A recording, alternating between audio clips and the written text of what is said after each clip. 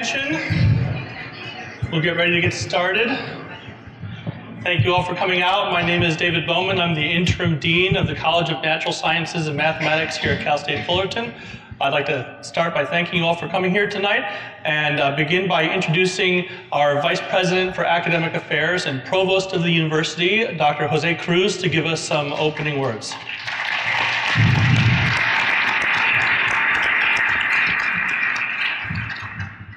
Thank you, David, and welcome to Cal State Fullerton. My name is Jose Cruz. I have the distinct privilege of serving as the Provost and VP of Academic Affairs at this university. On behalf of President Mildred Garcia, our 38,000 students, and our more than 3,000 faculty and staff, welcome to our university.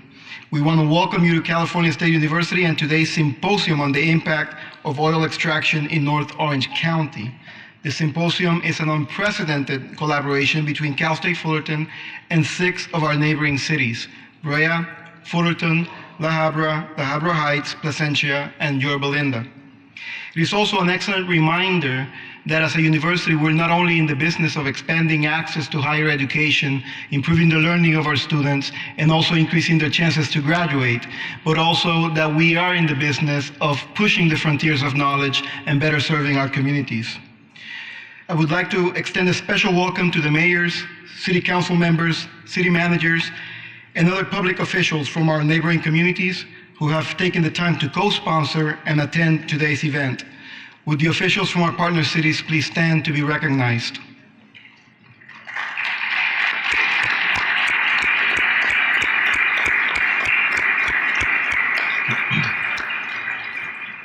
Our goal for today's event is to educate the public and policymakers about the environmental impact of oil extraction in our region, so that they can make educated, informed decisions about what is happening in our communities and how this work may impact their quality of life and well-being. Because so-called fracking and associated activities have the potential for significant impact on our natural environment, it is entirely appropriate that we ask natural scientists about environmental impacts and geological hazards that such activities may produce.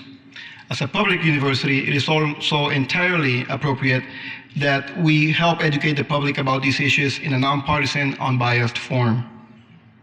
And it is important to stress that our role is not to form policy or shape public opinion, but to inform policymakers and the public.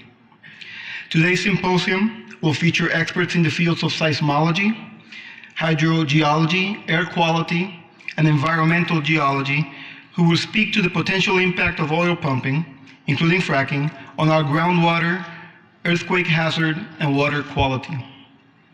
Representatives of the local oil industry will also present information about ongoing oil drilling in North Orange County.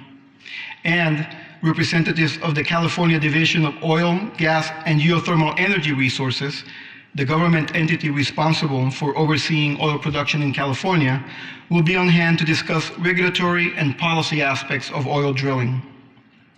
In closing, I would like to thank the College of Natural Sciences and Mathematics and the Department of Geological Sciences for their willingness to step forward and respond to the public's desire to learn more about these issues. And of course, I would also like to thank today's featured panelists for taking the time to be here with us today and discuss these important issues with our community.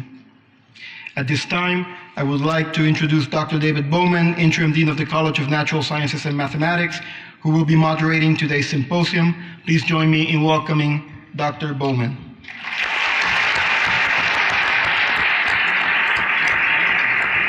Thank you, Dr. Cruz. So before we begin, I have a few housekeeping matters to let everybody know about. First of all, in case of an emergency, I am an earthquake seismologist.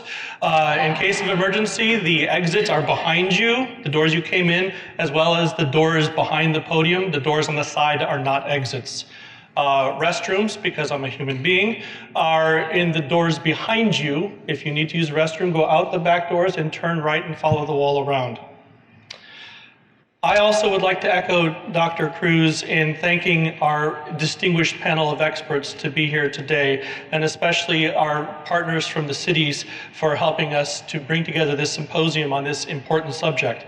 As you all know, there's a vigorous debate occurring nationally and locally about recent advances in oil drilling technology, particularly so-called fracking. In many parts of the country, local officials have struggled to understand how to deal with this emerging issue without any knowledge of the topic or its potential impacts.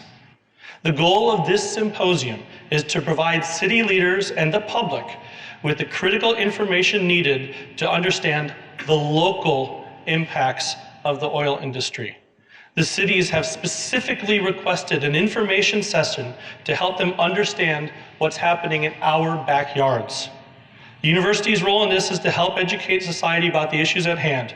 We hope that the information you will learn tonight will help inform the debate that properly belongs in your communities. To me, the need for this symposium was best described in an email from a community member who described himself as being, quote, an opponent of fracking who really doesn't understand what the risks are. And that's why we need to have this discussion, because there's so much that's not known. People care about this immensely, but we don't have all the information. That's why we brought together this panel of experts in this to help understand the issues. Our hope is that we can elevate the discussion by making clear where there may or may not be concerns, as well as highlighting the areas where more science is needed to understand exactly what is happening. Although we recognize that this is part of a larger discussion about climate change, economics, and energy independence, the focus of today's symposium is explicitly focused on the local environmental impacts of drilling and wastewater disposal associated with the oil industry. We're very fortunate to have such a distinguished panel of eminent scientists here to discuss what is known and what is unknown about the local impacts of oil production in our region. I'll now introduce our panel. Starting from the furthest left is Dr. Steve Bullen, the State Oil and Gas Supervisor for the state of California. Dr. Bullen was appointed by Governor Brown on June 2nd as a State Oil and Gas Supervisor and head of the Division of Oil, Gas, and Geothermal Resources, DOGGR. Bullen is on loan to the state from his post as Senior Scientist at the Lawrence Berkeley National Laboratory. Dr. Bullen is also a member of the EPA's Science Advisory Committee that advises the EPA on the execution of its national study on hydraulic fracturing. Dr. Bullen has a distinguished career working across a broad range of disciplines. He's been a faculty member at several of our nation's most distinguished universities, including SUNY Stony Brook, Stanford University, and Texas A&M. We'll see if we can get you a job here, Steve. From 95 through 2000, Dr. Bullen was Associate Chief Geologist for Science at the U.S. Geological Survey, where he was responsible for a broad portfolio of USGS research, including the National Earthquake Hazards Reduction Program, the Global Energy Program, and the Mineral Resources Programs. From 2000-2008, Dr. Bullen was the CEO of Joint Oceanographic Institutions, where he led the global effort in scientific ocean drilling through the Integrated Ocean Drilling Program. Prior to joining DOGGR, Dr. Bullen was the Program Director for Nuclear and Domestic Security at Lawrence Livermore National Laboratory. He holds an AB from Dartmouth College, a PhD in Geology from the University of Michigan, and was a postdoctoral research fellow at UCLA. Next to Mr. Bullen is Mr. Mark Zico. Mr. Mark Zico is Vice President and Principal Hydrogeologist at Environmental Engineering and Contracting Incorporated. Mr. Zico is a registered professional geologist hydrologist in 14 states and specializes in the remediation of groundwater, soil, and soil vapor impacted by industrial and commercial land uses. Mr. Zico has a BS in Geology and an MS in Environmental Sciences from Cal State Fullerton and is a Brea resident. Dr. Graves is a research geophysicist at the U.S. Geological Survey's Pasadena field office and is the Southern California Regional Coordinator for the USGS Earthquake Hazards Program. Dr. Graves sits on the Board of Directors of the Southern California Earthquake Center. He received a BS in geophysics from the University of California, Riverside, and a PhD in geophysics from Caltech. Dr. Graves' expertise is in the analysis and characterization of fault rupture processes and strong ground shaking due to earthquakes. Next to Dr. Graves is Dr. Richard Layton. who is an associate professor of hydrogeology here at Cal State Fullerton.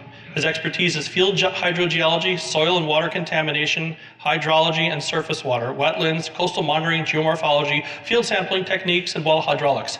I have to take a breath after that.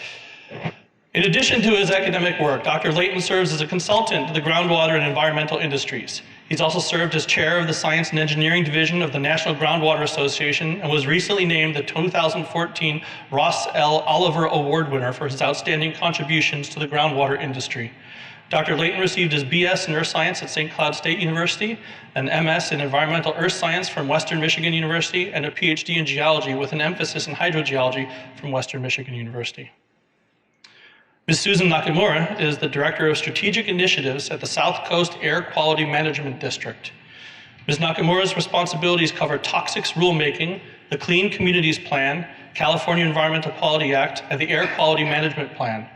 Ms. Nakamura's team developed Rule 1148.2, I know you all know that by heart, which was adopted April 5th, 2013, and requires operators and chemical suppliers to notify and report specific information to the SCA-QMD regarding oil and gas operations. She has a BS in Electrical Engineering from the University of California at Santa Barbara. Mr. Trent Rosenlieb is the Asset Manager for Linn Energy. He's a registered petroleum engineer in the state of California with over 30 years of diverse experience in oil and natural gas exploration and production, with the majority of his professional career spent in the California oil and gas producing regions. His experiences have provided for a strong background in operational issues in rural and urban areas. He has been involved in critical dealings with landowners and regulatory agencies, working towards science and fact-based solutions. Mr. Rosenlieb has a BS in Petroleum Engineering from the University of Wyoming and an MBA from Keller Graduate School of Management.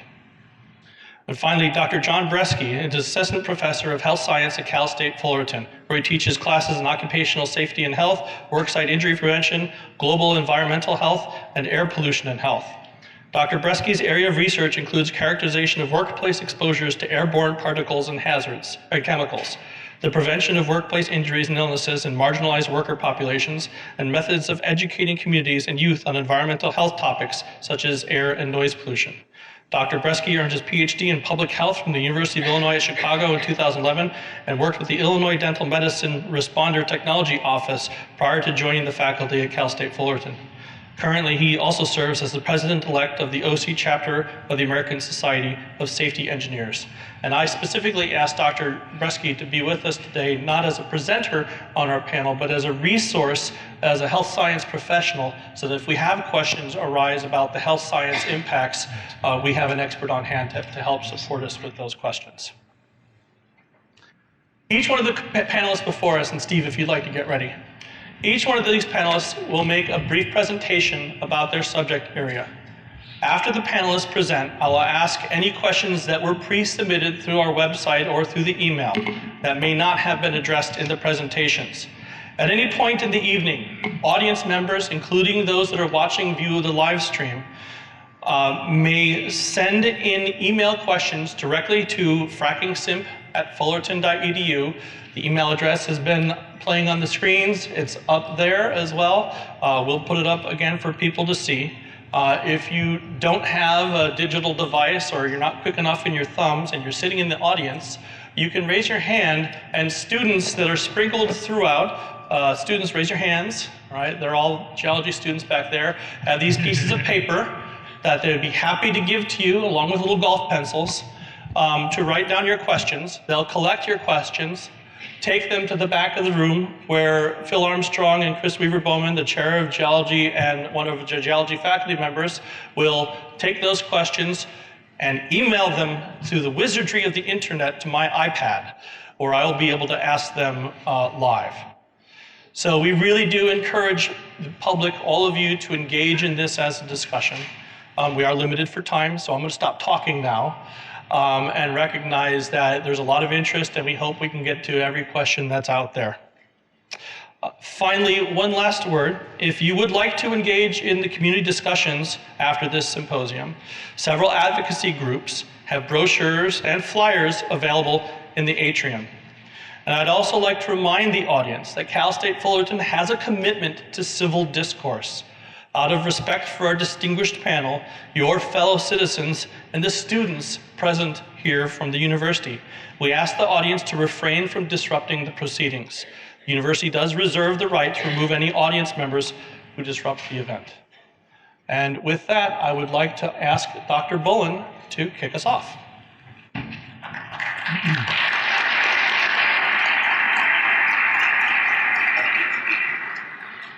Thank you, Dave. Ladies and gentlemen of the public, our distinguished guests, I've been asked to give you an overview of hydraulic fracturing, what it is, what it isn't. And when Dave asked me to do this, I said I'd be delighted to do it, and then he told me I had to do it in 8 minutes. So this is going to be a whirlwind tour. I do wear 2 hats. I'm a senior scientist at Lawrence Berkeley National Laboratory, and I am on loan to the state. The governor asked me very nicely if I would take on the role of the head of the Division of Oil, Gas, and Geothermal Resources. I want to emphasize that I do not advocate for the industry. In fact, all you have to do is ask the industry and find out how much I advocate for them. They seem to be pretty unhappy with me most of the time. But I am going to try and present what I think is factual information about hydraulic fracturing. Again, what it is, what it isn't. California has had a very long and, for the most part, comfortable history of its people and oil and gas development. These are the oil and gas fields in the state. The northern part of the state is dominated by natural gas, and the southern part of the state is dominated by mostly oil. Obviously, there's some gas production associated with the oil. What is hydraulic fracturing? Let's start talking about what it isn't. And it's not a drilling process, and it's not continuous injection of water and chemicals. It is a mechanical process that is designed to increase permeability in rocks. And it's used in the extraction of all kinds of underground resources, not just oil, natural gas, but also geothermal energy. And in fact, hydraulic fracturing is used to stimulate reservoirs for the production of potable water. Fluids commonly made up almost exclusively of water, and some chemical additives are pumped into the geologic formation at relatively high pressures, high enough pressure to actually open fractures in the rock, and then materials called proppants are carried along with those fluids that hold the fractures open. This increases the permeability of the rock and allows resources to flow out of the rock. It's very highly engineered, it's short-term, and it's a stimulation procedure. The gradual increase in pressure occurs until the rock fractures and the fluids are pumped in. It's all done in a fairly controlled and highly engineered way. Where is it done? Well, it's done actually all over the world now. These are the largest shale oil and shale gas plays in the nation. You've heard of some of these areas, the Marcellus Shale in Pennsylvania, the Bakken in North Dakota. North Dakota is now pumping more than 1 million barrels of oil a day. California, by the way, is about 600,000 barrels of oil a day. There is enormous potential in the country for access of hydrocarbons using hydraulic fracturing. Where is it occurring in California? Predominance of hydraulic fracturing actually is in Kern County in actually one field, the Belridge field, South Belridge. There is some hydraulic fracturing in the LA basin. The state, up until the enactment of the emergency regulations, and I'm going to talk at the end of this about, not this talk, but the end of the symposium about Senate Bill 4, the Pavilion bill, and the current development of regulations for state regulation of hydraulic fracturing. So since we have been keeping track of hydraulic fracturing in the state, there have been around 25 reported hydraulic fracturing stimulations in the LA County, in the LA Basin, and a handful here in northern Orange County. So what is it, and how does it distinguish it? How is it different from traditional oil and gas development? This figure shows a number of geologic features. On the left is a more or less conventional structural trap situation where hydrocarbons have migrated out of what we call a source rock and accumulated in the top of this arch, this what we call an anticline to us geologists. The rocks are heated through natural processes, and those reservoirs start to build pressure. There can be both gas and oil in those. If you've seen pictures of the LA Basin, and by the way, California was the Saudi Arabia of the world in the 1900s. Some of the largest oil fields ever found on the planet are in Kern County and the LA Basin. And those wells, you saw these big oil gushers, and those are wells that are pressurized by oil and by natural processes that force the oil out of the ground. It's not exactly what you want if you want to sell the oil, but that's what happens if you can't control the flow of oil.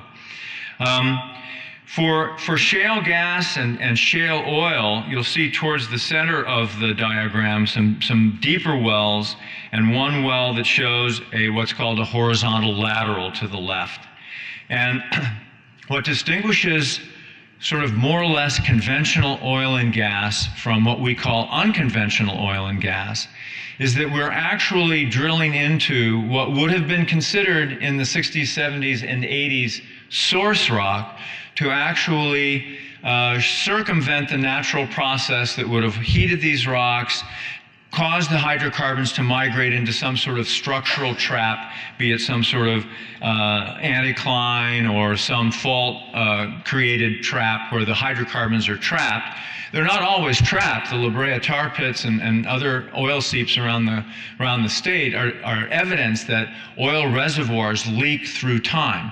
In fact, a study by UC Santa Barbara demonstrated that about half of the, quote, air pollution in the Santa Barbara Basin is really caused by natural methane seeps offshore. So there's a lot of oil and gas in the state. A lot of it is migrating to the surface through natural process. But so-called unconventional oil and gas development involves drilling into what was considered source rock, and then fracturing that rock using hydraulic fracturing and stimulating the flow of those hydrocarbons into a well, and then they're lifted out or pumped out. And that's true for natural gas and oil. There are also some natural gas liquids that are part of that process. In general, not so much in California, in general, these wells tend to be rather deep, well below groundwater, not always, but well below groundwater usually.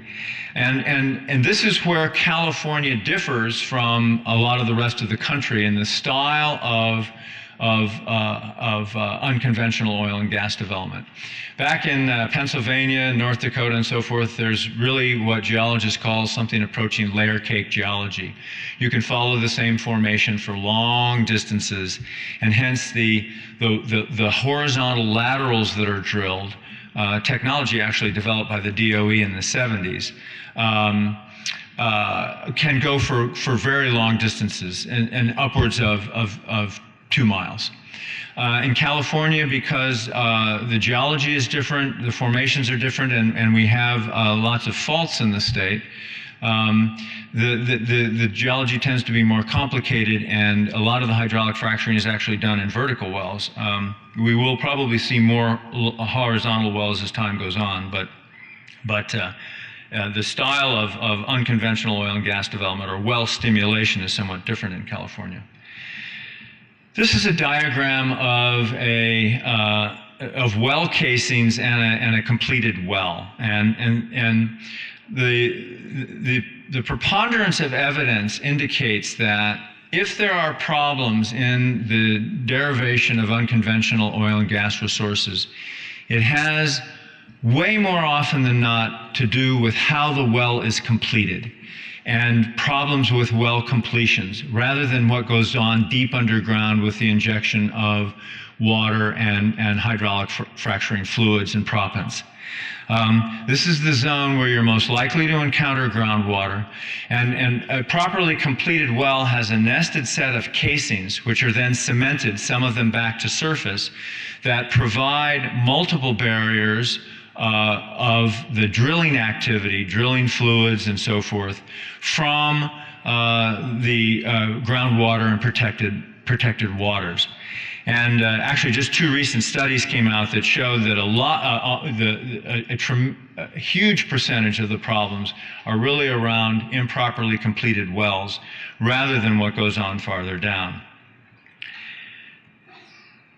This is a composite diagram of what would traditionally be the kind of setup that one would see, for example, in North Dakota and Pennsylvania and in Texas, where on the surface there is an abundance of trucks, different kinds of trucks, water tank trucks, pumping trucks, sand, trucks to carry sand and so forth. This would be what a well pad looks like on the upper left, around a fairly substantial hydraulic fracturing job. And in fact, one of the challenges that relatively rural locations face is the increase in truck traffic owing to the amount of materials that need to be moved into a well pad to conduct a hydraulic fracturing job. On the left and then lower to the right, what is shown is a well that penetrates a deep unconventional oil or gas reservoir. And then you can see that the well casing is segmented. Those are packers, and you see what looks like little filaments coming off the well. Those are the fractures that are created by the pumping of fluids into those zones. And it's done in what's called stages. They pack off a stage, they will pressurize that stage, and then they will move back along the well as they move. And some of these operations in the East can be enormous, 40 stages. In California, the typical number of fracture stages in, as I said, predominantly vertical wells is 3 or 4 or 5 or 6. It's usually a relatively small number. But make no mistake about it, these are industrial processes. They involve heavy equipment. They involve penetrating the ground and undertaking significant engineering efforts to seal the near-surface environment from the activities that are going on deeper down. And it is a fact, just as just about everything else humans do, things are not perfect and things do go wrong. Aquifers do get contaminated, but it is not out of lack of effort or failure to engineer these things properly. We all get in cars and we know that cars we have fatalities with cars and things aren't always perfect. So it is a matter of keeping some perspective on what's going on and how it relates to other things. There's obviously an enormous amount of concern about hydraulic fracturing fluids and what the potential is for those to cause harm to human health and long-term harm to the state's aquifers and drinking water supply. I show this diagram because I want to set hydraulic fracturing fluids in context. That is, the preponderance of fluid that's pumped into an unconventional oil and gas hydraulic fracturing activity is water. It's about 99, certainly greater than 98% water. A big chunk of it is sand. And then there are a variety of chemicals. And again, I think context is important. Yes, they are toxic. Yes, they do have the potential to contaminate groundwater. But these are not chemicals that are completely unknown to you. And this diagram shows you acids, for example. The kinds of acids you might put in your pool for balance and so forth. Hydrochloric acid, industry uses 30% hydrochloric acid. It's actually something you use around your home. A lot of the chemicals that are put in, they use gelling agents to create thickness to carry the sand down the well. That's a food additive. And so on. Biocides to prevent, turns out there's a lot of biologic activity in the subsurface, and by putting a food additive down, you cause these to go crazy, so you have to add biocides. The same kinds of biocides you put in your fountains to keep the algae down in your fountains. I'm not trying to suggest that these are wholly safe. I don't know anybody who'd like to drink 30% hydrochloric acid. But they are chemicals that are known to you. There are a lot of household chemicals that are not dissimilar from hydraulic, that are added to water to make hydraulic fracturing fluids that you use around the home. Their concentration may be actually less than some of the things you use around the home. So again, context is important. And when we talk about the fate of hydraulic fracturing fluids and what's in there, what's not in there, where it goes, and so forth, I think it's important to keep in mind that these things are being regulated, and we'll talk about that later.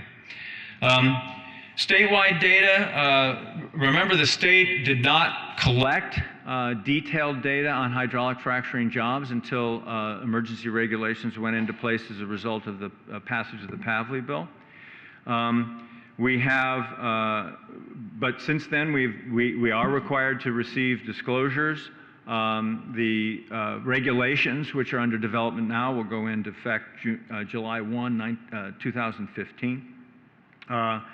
In 2014, the division has received well stimulation data, approximately 750 notices. The water usage, and I'll jump ahead and then come back. The water usage is quite different around the country. For these very large hydraulic fracturing jobs, 40-stage jobs and more in the eastern part of the state or in North Dakota or in Texas, the amount of water that's used is on the left. And in California, the amount of water that is used is on the right. So fewer stages, less water intensive. Now, I understand context is important here. If you're in the middle of a drought and the West is drying out, even some small amounts of water need to be thought about as to what the most productive use is.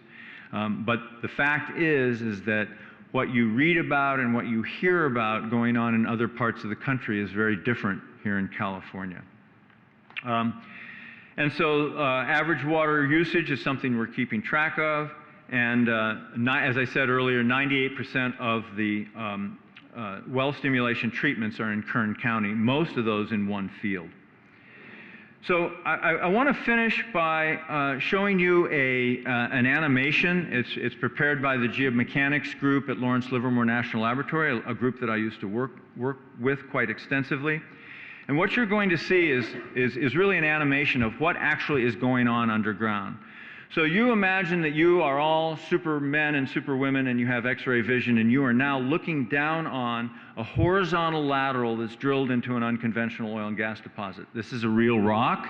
It's actually the Marcellus Formation, and you can see the natural fractures in the rock are represented, and then the stresses in the rock are represented. This is actually a calculation. This is the kind of thing you can do at a place like Livermore, where you have some of the world's biggest computers. So what you're going to see is a horizontal well drilled. Then you're going to see the connection that well makes with the natural fractures in the rock. Then you're going to see a focus on the well tip where there'll be a hydraulic stimulation, and you will watch the fractures grow as what you won't see the fluid pumping in. And you'll see colors. You'll see red where there's extension of the rock and fracture propagation. You'll see blue where there's compression of the rock. As you open fractures, you also compress the rock. And so it's actually geomechanically, a fairly interesting and complicated process. It'll then back away to a second stage, and you'll see the fracture network that's developed, and then a third stage. So here we go. It takes about a minute, and I'll do a little narrating along the way. So the horizontal well is being drilled. There'll be a vertical well that will turn to horizontal somewhere behind us, and that's the natural fracture pattern that's connected to the well just by the drilling of the well. Now we're going to see a frac job, and each of those little pops is a very small microseismic event, magnitude -2, -3. And you can see that the fractures interact with the natural fractures in the rock, and then it has to make a choice as whether it's going to follow the fracture or create a new fracture. So what you're going to see, and then the blue is the compression around the well, and now you're going to see the fracture network that is now connected to the well by virtue of that stimulation. And then we're going to see a second stage, that's what you're seeing now. And then you're going to see a third stage, which is growing now. And then you're going to see, it'll back off and show you the full fracture network. The scale here is on the order of a couple hundred meters. And that's the full, what industry would call the stimulated volume that is created by the hydraulic fracturing. And from then that volume, either gas or oil, or sometimes both, can be extracted from the rock. So that's the end of the tutorial. I don't know if I was 10 minutes. I have a feeling I wasn't. But it's a difficult topic to cover in 10 minutes. I will be back later to talk about the development of state regulations.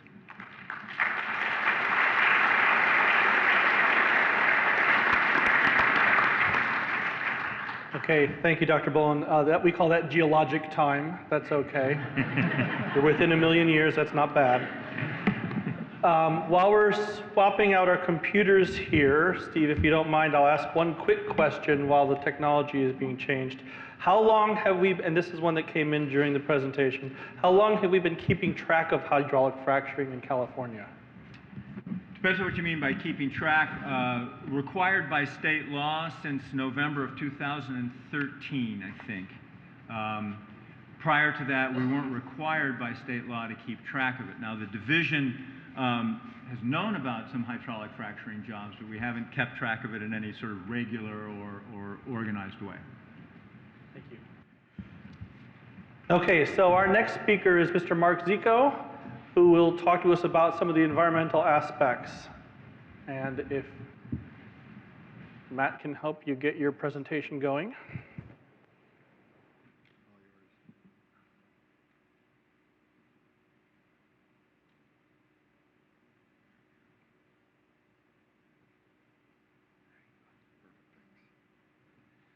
Okay, well, thank you. And as Dr. Bowman said, my name is Mark Zico, and I have a vested interest in this topic. One, because I'm a Brea resident. I've lived there for 23 years, and before that, Whittier. So I've hiked through the oil fields, and lived close to all the oil-producing lands for a long time. I'm also an environmental consultant who has done work in associated with hydraulic fracturing. Some of these slides will probably repeat here a bit, but we'll try to move through it quick. The work I did started in the Marcellus Shale. It was when Gasland first came out. There was a lot of controversy, and as a consultant, we do work for, just in full disclosure, for industry, oil companies, and for plaintiff attorneys and just about anybody. Our job's to go out there, sample, collect data, and remain true to the data. So back when Gasland first came out, we were approached by a major law firm on the East Coast and asked to come out and do some sampling of where a lot of fracking was going on, and all over West Virginia and Pennsylvania. So it sounded like a great thing. It sounded like we saw Gasland, some horrible things were going on, and we're really looking forward to doing some sampling out there. So when we went out there, there's actually a picture here. We saw everything from gas coming out of people's water production wells, and lots of other activity. But Well, let me step back a minute and talk about the major environmental concerns. And the concerns out there as far as the environment go to nuisance, air pollution, groundwater and surface water contamination, soil contamination, and then you have your earthquakes and some things with natural habitats. What we honestly found out there when we first started doing our studies was the nuisance issues were the biggest drivers. Wells being drilled adjacent to people's homes. In some of the backcountry areas, there were no city ordinances, so you could put a well directly across the street from somebody's house. But we didn't find much in the way of contamination. We did a lot of groundwater testing. We tested for everything under the sun. Since it was kind of a new topic, we were testing for all sorts of constituents. This one instance where we found this well on fire, or well, you could light it on fire. You could also light the river on fire where this was. Turns out, talking to the folks there, that this was something that they could do from when their grandparents were alive. They were living above a coal field and a natural gas, just an area that had a lot of methane gas. So it really wasn't, we did a lot of testing and it wasn't from fracking. But the thing I'm going to concentrate on, and it's the thing I've concentrated on mostly through our career, or my career, is the groundwater, the risk to groundwater and surface water. And those risks are primarily associated with, the different ways groundwater can be contaminated in surface water, or surface spills from pits and ponds, water that's flowback water, which is water that comes back up the well and then has to be disposed of. From transportation accidents. Just while I was up in Pennsylvania, there was two tankers that overturned because they were on old dirt roads that were not really meant for those type of vehicles. And then there's leaks from well pads and chemical storage, et cetera. And why is it important that we look at the groundwater issue? Because if you look at this map here, the red that you see on this map, that's the Marcellus, or that's not the Marcellus, that is a Monterey shale. And in California, that is what most of our oil is, the fracturing is occurring in. And if you look at this next map over to on the right, that's where our groundwater basins are. And you see that the Monterey and our groundwater basins are in close proximity to each other and overlie one another. So again, to go to, I think Steve showed something like this, but I couldn't really see the slide, so I'm going to bore you with it again. This is kind of a conceptual model of what a frac job looks like. In many places in the country, and it's becoming less and less, there's a pit here to store flowback water or frac water. In California, that's no longer allowed. Everything has to be containerized in above ground storage tanks. So we don't have that issue anymore here. In this same thing, you'll see there's some chemical storage units. There's the drill site itself. That's all usually kept inside a well-bermed area in case there's a spill or anything like that.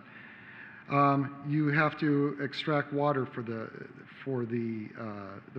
frac job. So you're either taking water out of an aquifer, or you're taking it out of a stream or a city water supply or some such place as that. And you may have a wastewater treatment facility. I was at a nice job up in Wyoming where they had a wastewater plant that used old oil and gas lines to transport wastewater from all the sites to a central location and treat it. And they were treating the water to clean water standards, and it could be discharged back into the stream. So there's a lot of different components going on a frac site. But the one that seems to get a lot of people's attention is the fracking itself. And this is, again, I think Steve showed this. Here's a typical cross-section of a frac job, or a fracking well, and how contamination can occur. And one way it can occur is if this fracking intercepts an old abandoned oil well or other type of well that's been installed. The other, much less likely, is if the fracking well intersects a fault, and then the material migrates up the fault zone. And then, like Steve mentioned, it could, let me back up one, it could migrate straight up the casing. So, and that's where, when you see gas land and almost probably 95% of the contamination you've seen associated with fracking has been from methane. And that's generally what you see come up these, back up the casing, it's methane. You don't see fracked fluids emerge out of the casing, but you see methane. And the beautiful thing about methane is that once the oil companies have developed some fantastic technology. If this casing's leaking, within a couple days, they can drill back in there and they can repair that casing. And once you repair a casing with methane, it comes right out of water. It doesn't stay in the water long, so it doesn't lead to a long-term contamination issue. And so those are the basic ways that contamination can occur on a frac site. Again, Steve showed you this. The volume is a concern, or, why is all this a concern? It's because of the chemicals. And like Steve mentioned, 99% of the solution is water.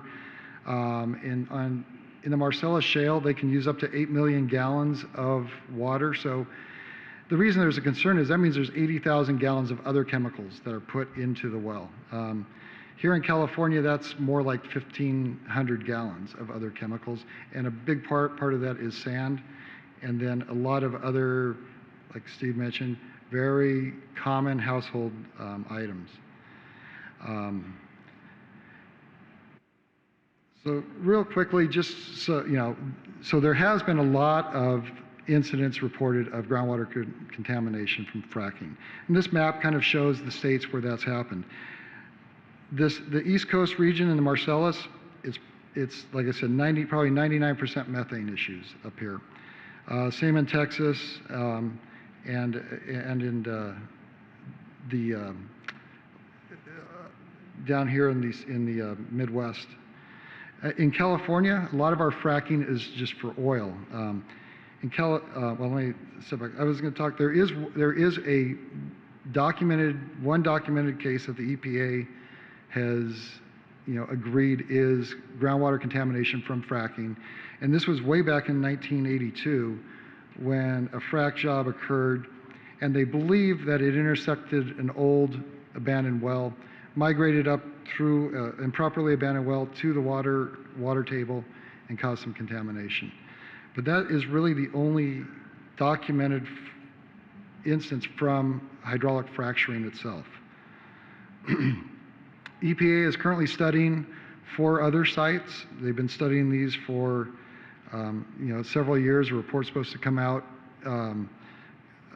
this year. But 3 of these sites, 3 of the 4 sites here, or 3 of the 5 sites are methane sites.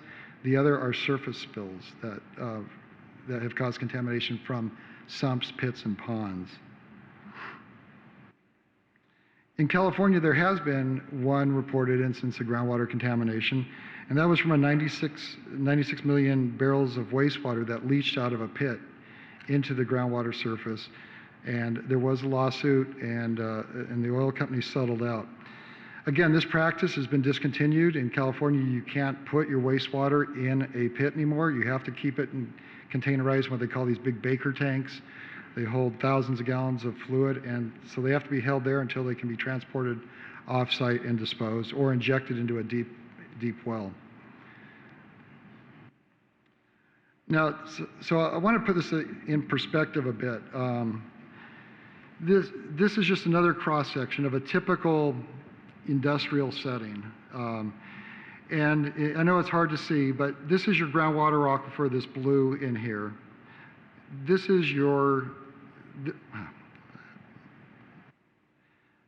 is an example of a horizontal well that you might see in the Marcellus Shale on the East Coast or in Wyoming. This is more typical of the California, just a vertical well that we may have. But as you can see, these are well below the water table aquifer.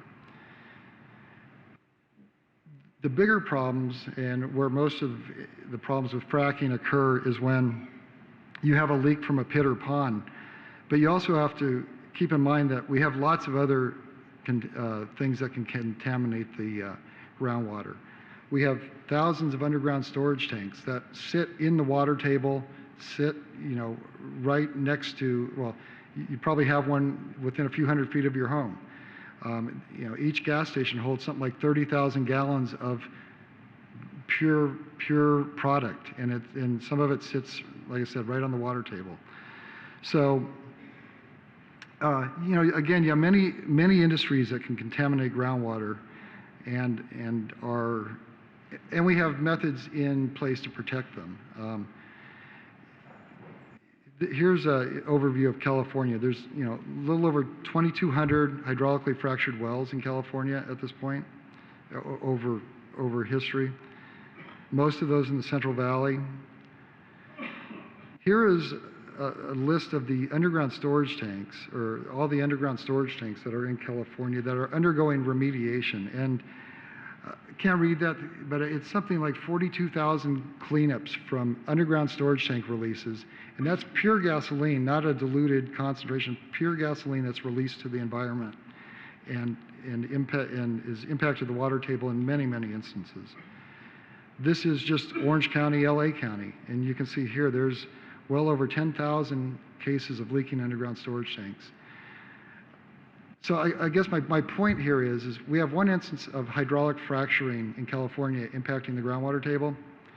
We have almost 50,000 cases of underground storage tanks that have impacted soil or groundwater or caused or some sort of contamination. And those contaminants, and that doesn't even bring into play all the dry cleaners you have out there, all the other sources of contamination. And remember, these are all releasing contaminants that are under the force of gravity and moving down towards the water table. With fracking, you got to somehow kind of get that magic bullet if it's way down there and have it make its way all the way up to the surface. So my point is that there's a lot of other sources of potential contamination that are probably something to be more concerned about than some of these. Now, things have been put into, regulations have been put in place, and regulations are good. We need it for fracking.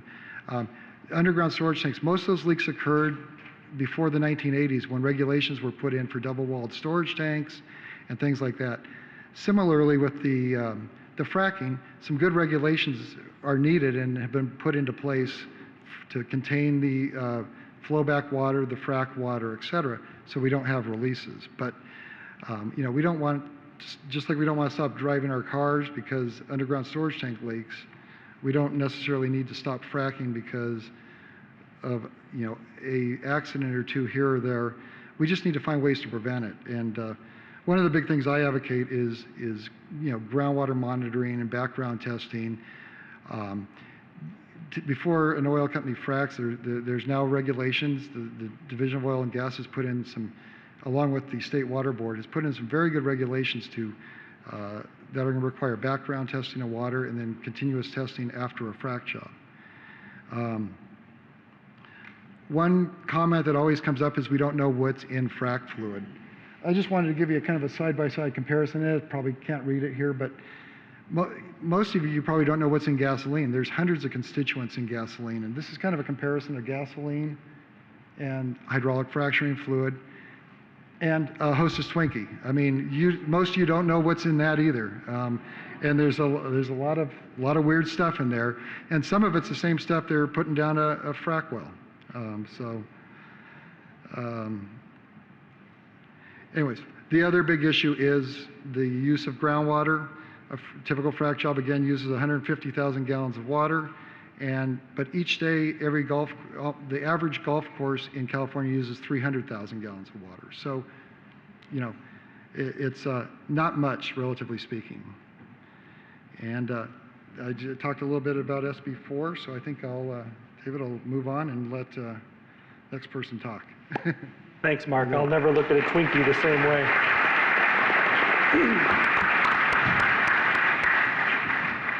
Thank you for destroying Twinkies for me. That'll help my weight loss plan. Okay, so next we'll have Dr. Rob Graves to talk about the earthquake situation. And I see your questions coming in, but in the interest of getting us through all of our speakers, I'm going to hold on to them till the end. We do have some great questions, so we're going to try to speed through as quickly as we can so that we get out before midnight. Okay.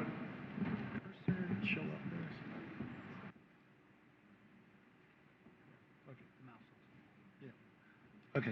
All right. Thank you, Dave. And I'd like to thank everybody for coming. I'm very pleased to see such a great turnout. Part of my responsibility, my job, I work for the U.S. Geological Survey. Here in Southern California, we obviously have a risk of earthquakes.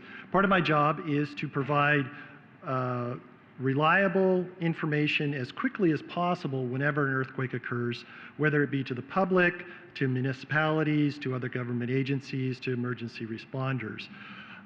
So I have a very keen interest in getting the information as quickly as possible and also getting the information as accurately as possible. So I'm just going to go through some description here about the earthquake that occurred in La Habra. The name is La Habra earthquake back in March. Some of the things we know about it and some of the things we don't know about it. Okay, so what do we know? Some very basic information. Magnitude 5.1, that's pretty basic information.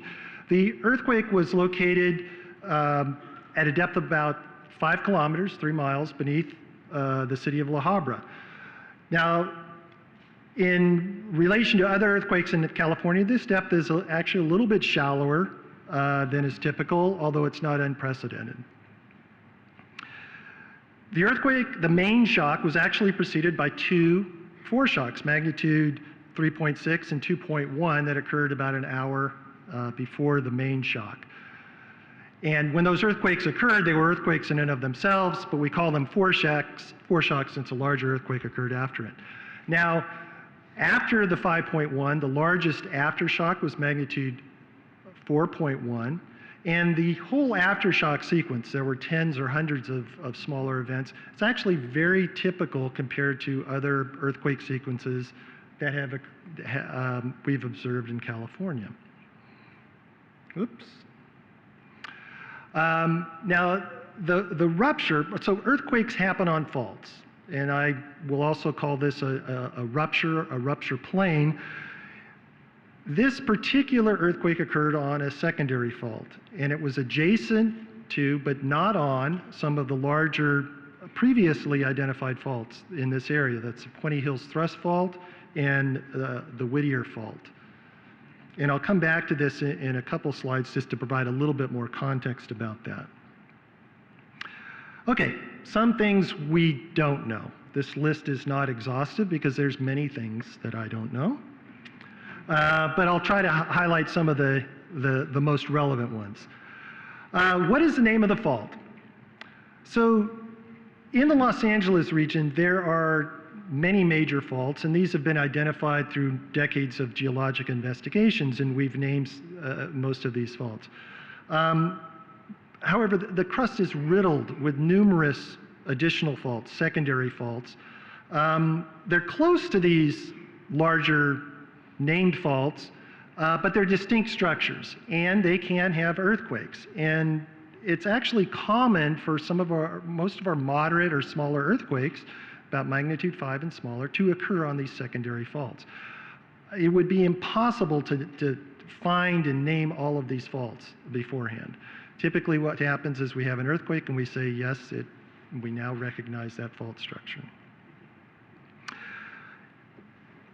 Is this a foreshock to a larger earthquake? I don't know. Based on statistical analyses, though, there's a very small probability that that is the case, maybe less than 1%. And that probability is actually decreasing with time. So it's very likely that it is not a foreshock to a larger earthquake, but we cannot rule it out with 100% certainty. Okay, so maybe most relevant to the discussion tonight, is this earthquake related to nearby oil extraction activity.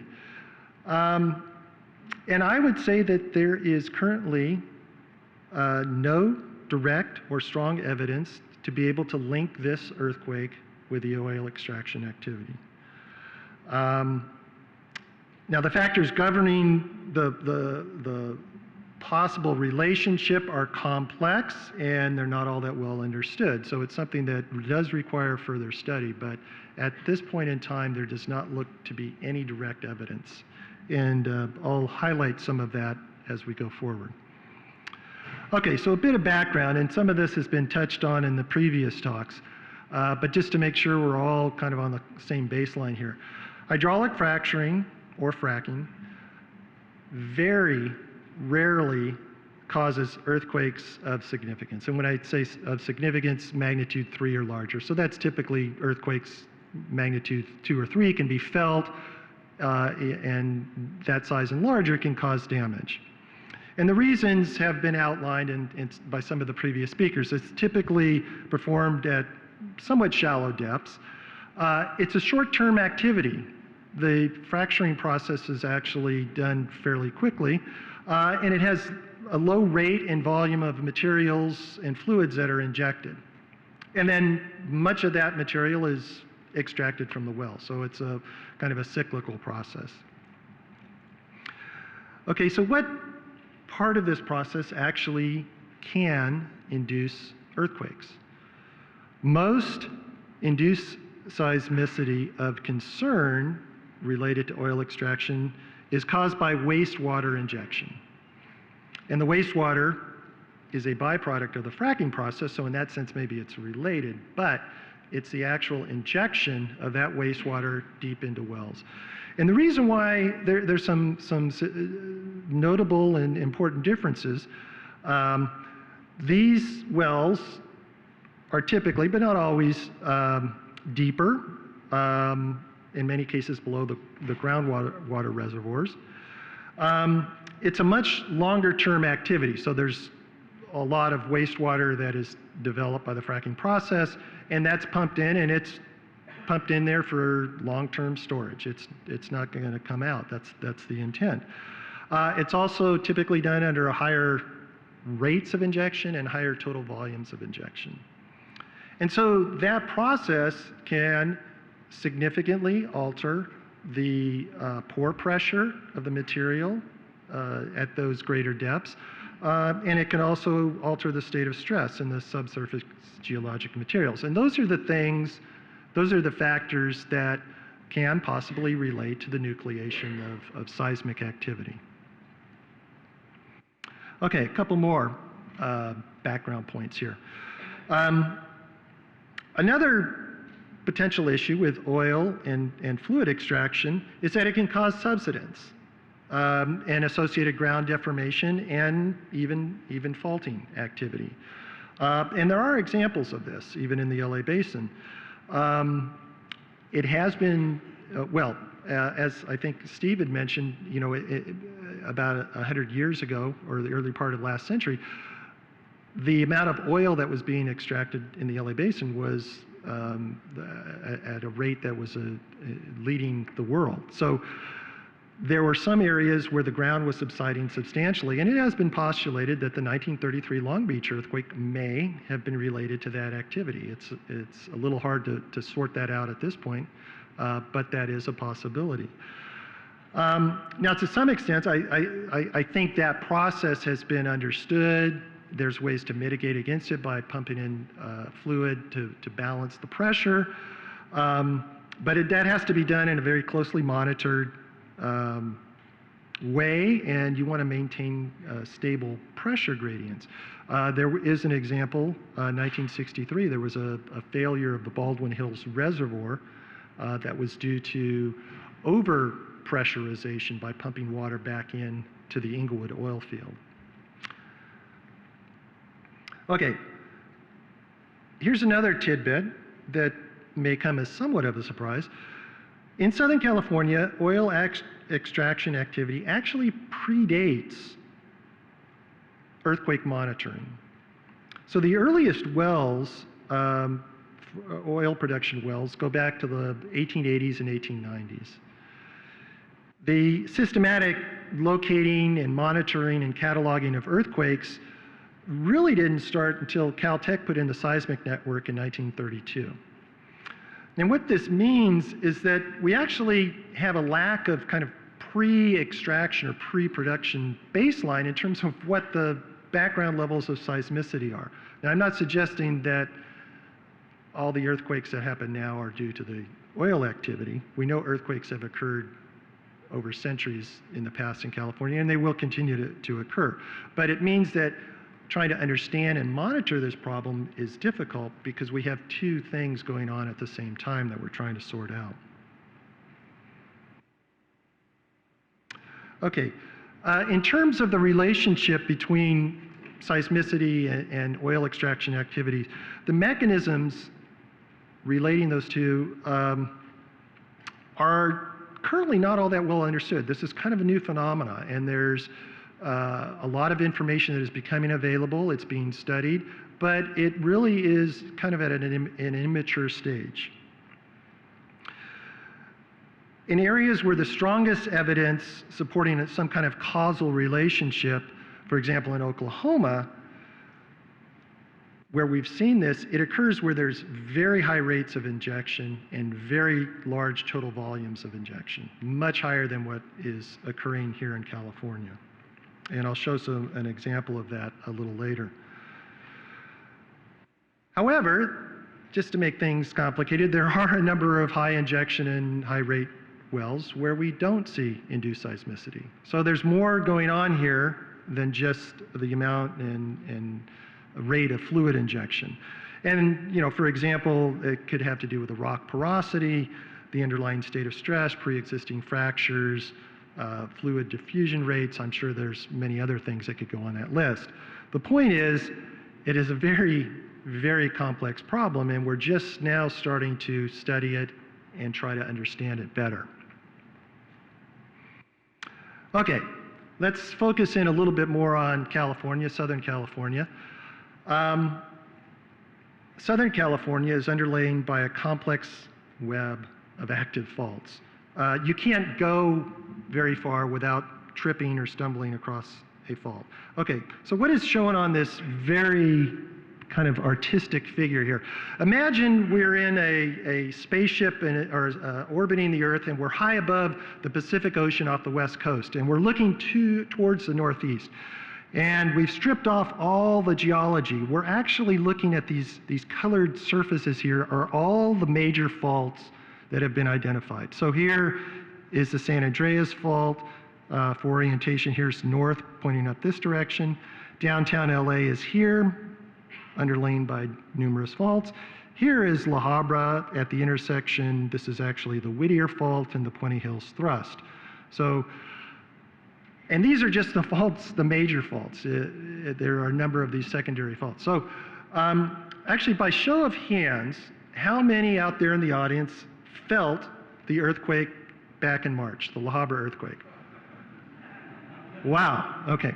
How of those of you that raised your hand, and I felt it too, how many of you, for how many of you was that the first earthquake you've ever felt? Right, okay. So, we know, we live in earthquake country. Earthquakes happen. Part of my message as part of my job is that we have to be prepared. We have to acknowledge that and be prepared. And that's something that we need to keep in mind. Okay, a little bit more specific about La Habra earthquake in the sequence. So just for orientation, I grabbed this off of Google Maps, I think, or maybe Apple Maps. We're here, Cal State Fullerton. This large circle here is the epicenter of the March 28th earthquake, so magnitude 5.1. All these other yellowish circles here, these are all the aftershocks associated with it. And one of the points of this slide is that earthquakes do not occur at a point. They actually occur across a surface, a fault surface. It has finite dimension. And we can use these aftershocks to delineate where that surface is. Now, this earthquake did not break all the way to the surface, so we have to infer its location. The aftershocks all occurred between depths of about 3 and 7 kilometers beneath the surface. For this magnitude, we infer that the total dimensions are about 3.5 kilometers by 3.5 kilometers, about 2 miles by 2 miles beneath the surface, or beneath the ground surface. So you can also see that there's a very strong lineation here from the southwest to the northeast, and this is consistent with the kind of ground motions we saw and analyzed from this earthquake. So it looked, our interpretation of this is that there is a fault here. The two sides move laterally side by side. That's a strike-slip earthquake during this event. Okay, this is a similar plot, but I've got a little bit more information on here. So again, these red symbols here are the main shock, the large one, and the aftershocks. The blue on this plot are the nearby oil fields, and you can see that the oil fields actually kind of follow the major geologic trends. This is the Whittier Fault along here. These smaller red dots here are actually delineating the Puente Hills thrust. Those are not aftershocks. I should have used a different color. But you can see, and this occurs all over California, there's a very strong correlation between our location of faults, active faults, and where we find petroleum. That was alluded to in one of the earlier talks. Now, the point here is that we do have a number of production wells up here at the northeastern end. And there are there have been fracking activities here, but these are very shallow. And as we had talked about earlier and in some of the earlier presentations, there is very little evidence to support that fracking activity can lead to seismicity. I also want to point out that the field here, I believe this is the Coyote West field, actually I believe was abandoned in 1995, so there has not been any recent activity here. Okay, waste disposal wells. There's one here in Santa Fe Springs. The closest wells are here to the east, about 6 kilometers away. The disposal, the depths there where the injection's taking place is about 1.5 kilometers.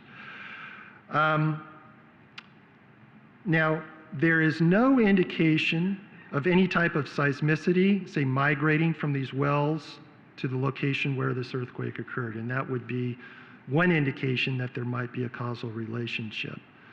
In addition, for example, the fracking activity up here at the northern end does not seem to have any relation with the location of the main shock. So from this view, we don't see a very strong spatial correlation or even temporal correlation.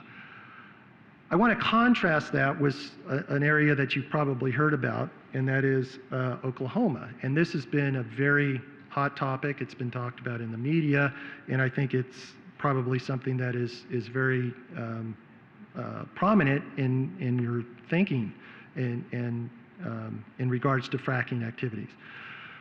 Okay, bold statement on my part, Southern California is not like Oklahoma, specifically with respect to induced seismicity. So what I'm showing on this plot, the vertical axis here is number of earthquakes greater than magnitude 3 that have been recorded, and on the bottom is years. That first one is actually a group of years, but 2001, 3, 5, et cetera. So up until about 2008, 1 to 2 magnitude 3 or larger earthquakes in Oklahoma. And then all of a sudden, a very sharp increase, as you can see here, going up to over 150 so far this year. That coincided with the onset of a rapid increase in terms of wastewater injection, wastewater disposal.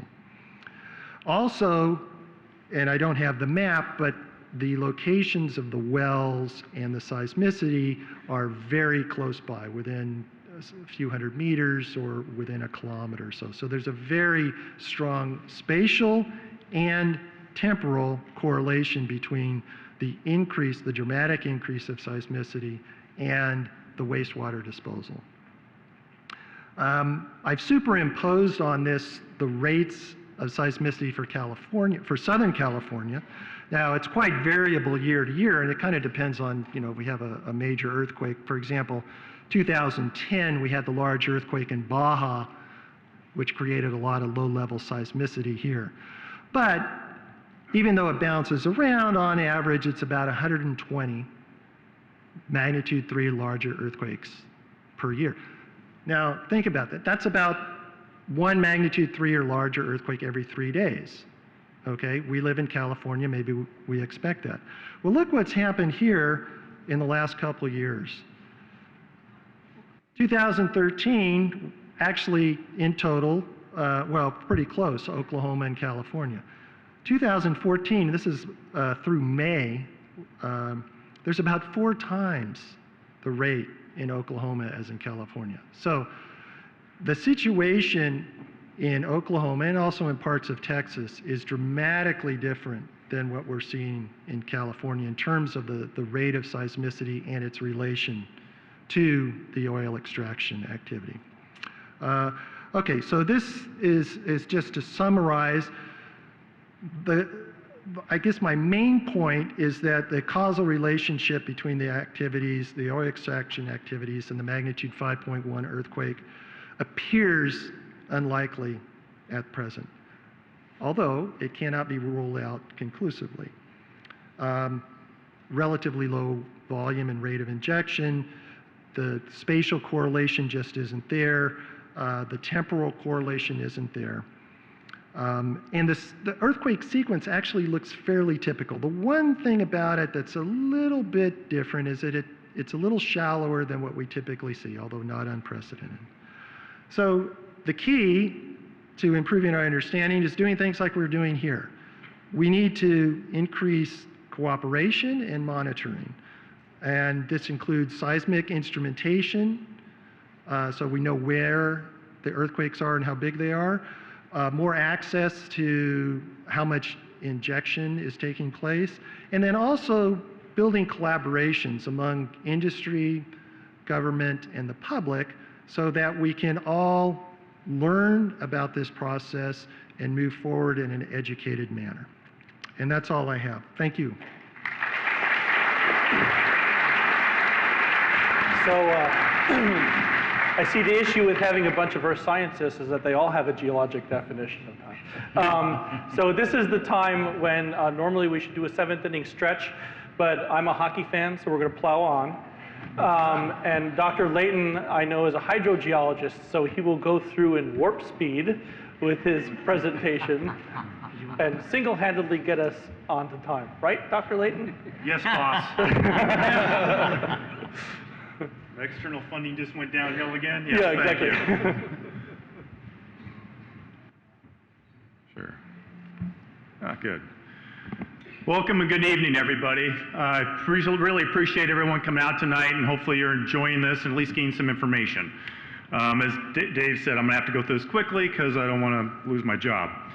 So, anyway, I'm a hydrogeologist, and that is a person who studies groundwater. So where is the groundwater? And the groundwater is what you can't see. And it happens to be every place on Earth you can drill a hole, and sooner or later, you'll hit water. Okay? That's true right where we stand here today. Groundwater resides about 140 feet beneath this building, and it goes down to about 1,100 feet below here. And to give you guys an idea of some of the monitoring programs going on already, I have a 980-foot well sitting in the north side of campus that monitors groundwater for the Orange County Water District. Okay? My students, which I've scattered throughout here as little minions amongst all of you, are actually right now going through the soils from that well to look at them and try to figure out what they are, essentially, I hope. Okay? So anyway, so that's what groundwater is. It's what's beneath us. In Southern California, this is a very valuable source for us for drinking water. Okay? And certainly it's something we want to be concerned with. One of the things I want to bring up is these groundwater resources are kind of divided up into basins. Think of them as bathtubs. Okay? Orange County, which in this case is the Orange County Basin, is a very large bathtub of which has water residing in it, which we use for drinking water resources. Okay? Another one is the La Habra Basin, or the Central Basin. And then up to the north, we have the San Gabriel Basin. Each of these basins have some kind of water residing in them, which we use for water resources both locally. And we'll go into a little bit more about how the interactions go on amongst this. So where does your water come from when you turn on your tap? One of the things that didn't come up is the way I paid my way through school, because I didn't get a University of Michigan scholarship like you, I was only at lonely Western Michigan, was I actually had to drill wells for a living. I was a water well driller in Michigan and drilled wells, and that's how I paid my way through school. Now, I do have all 10 fingers, okay? So I was probably a pretty good water well driller, okay? One of the things we had to do before we can turn on the faucet was we had to dump 5 to 10 gallons of pure acid down the well to acidize the well and clean it. Then we had to pump all of that out and prove that we had pumped it all out, and then and only then could we hook it up to the house. Okay? This is done routinely. Why do we do it? Because bacteria resides in the pipe that we maybe put down in our drilling fluids, and even the act of drilling itself can actively put microorganisms down in the ground. So we want to make sure to clean it. Okay? So certainly we have water wells we clean all the time. We actually go back and rehabilitate those wells as well, which is stuff that we do up here in Craig Park. Orange County does it, the various cities, and here's where your water comes from, the various water agencies, which unfortunately is too small on my screen to read it, so you guys will have to tell me where you're at. So what are the sources of water in those water areas? Well, we import a lot of water to those particular areas. It comes from the main San Gabriel River Basin via the California Domestic Water Company, groundwater in the La Habra Basin, there are a couple little wells there. Groundwater comes from the Orange County Basin, where we stand here. Okay? It's a much more prolific aquifer. There's imported water from Metropolitan Water that was treated at the Detmer filtration plant in Yorba Linda. And there's Colorado River water by the Colorado Aqueduct that's brought into the area. And there's State Water Project water as well. So here's the city limits of the various cities overlaying those water basins. So what's the source of water per city? Now this is information each and every one of you can look up. And I'll be honest, I had to go look it up as well. Okay? I live down in the city of Orange. I don't know where the water in La Brea comes from, but I looked it up. It's really easy. You can go to your water district, and there they produce a report every single year on your water in your system. They go through a myriad of chemicals based on what the state regulations are, where they look at anything and everything that could be in your water. And it's a shopping list. It will scare the heck out of anybody. Okay? It has these long words and no one knows what they are. Okay? But nonetheless, it says right there all the chemistry in your drinking water. It also tells you where that water is originating from. So in the city of Brea, it's a blend of imported water of both surface and groundwater. Yorba Linda Water District is a blend of surface water and groundwater, but it does have some water wells of their own. Where do they reside? In the city of Placentia. So Yorba Linda, you should be nice to Placentia. Okay? City of Fullerton gets imported water and has groundwater wells, 11 of them within the city limits, but they all reside south in the Orange County Basin. City of La Habra is a blend of surface water and groundwater, but they do have 3 wells, but they sit close to the Central Basin. They're not up in the area where oil is found. And then the Golden State Water Company imports everything for them. That's why it's always more expensive. Hopefully there's no one here from that water company, by the way. So here is just kind of breakdown as a quick graph. I'll go real quick here.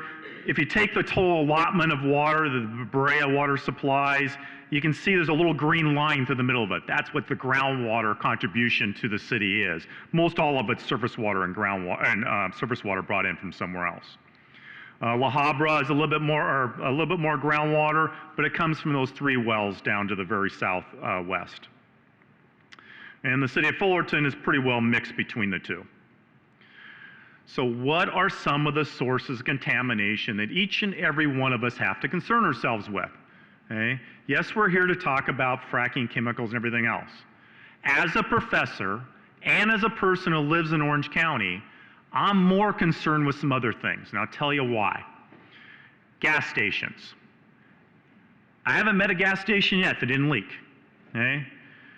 They all have some kind of contamination beneath them. And if they don't, it's because we haven't looked yet. Okay? But dry cleaners are big sources of contamination, particularly since the older dry cleaning facilities weren't regulated. Okay? I've had students study this and look at how many dry cleaners have been undocumented releases within Orange County. It's a lot.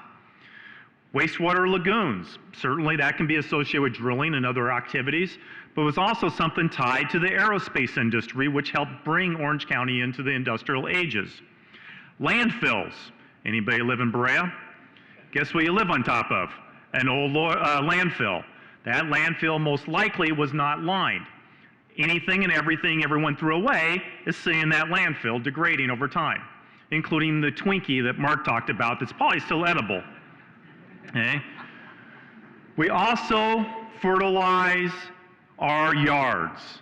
Every one of those is potentially a contamination. Okay? So what is contamination? You know, how bad is it? Well, the other thing I'm always famous for telling people is Coca-Cola. It's a hazardous waste as soon as it leaves the bottle. It has to leave the bottle to go down your throat. Okay? That's because the pH in it. Okay? It's highly acidic, okay? It's what gives it its fizz, the carbon dioxide in it. Okay? So there's lots of things that are contaminated. Okay? And most of the time the contamination we deal with comes from the surface down. We're human beings, everyone who got here somehow, everybody in this room is wearing clothing as far as I can tell. All of that had some kind of contamination associated with somewhere in the United States or the world.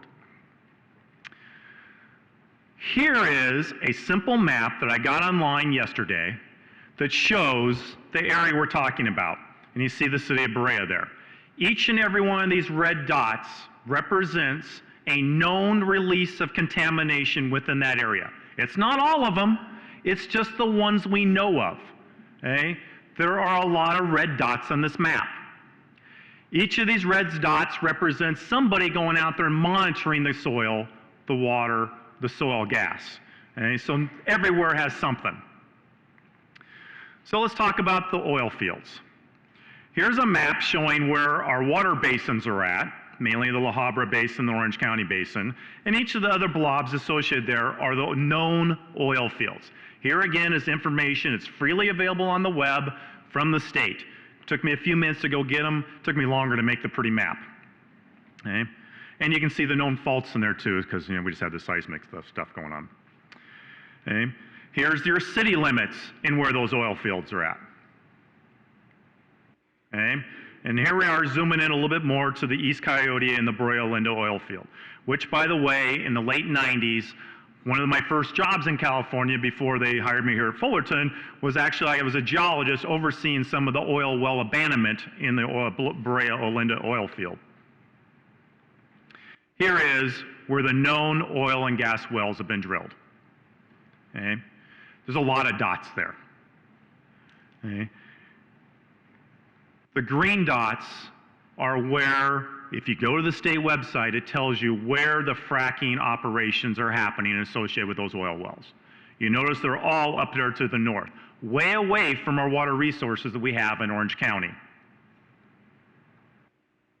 And there again, once again, this is free information. Anybody can go get it. You can actually click on it. So with that, Dave, did I get us back on track? Good. Go Titans.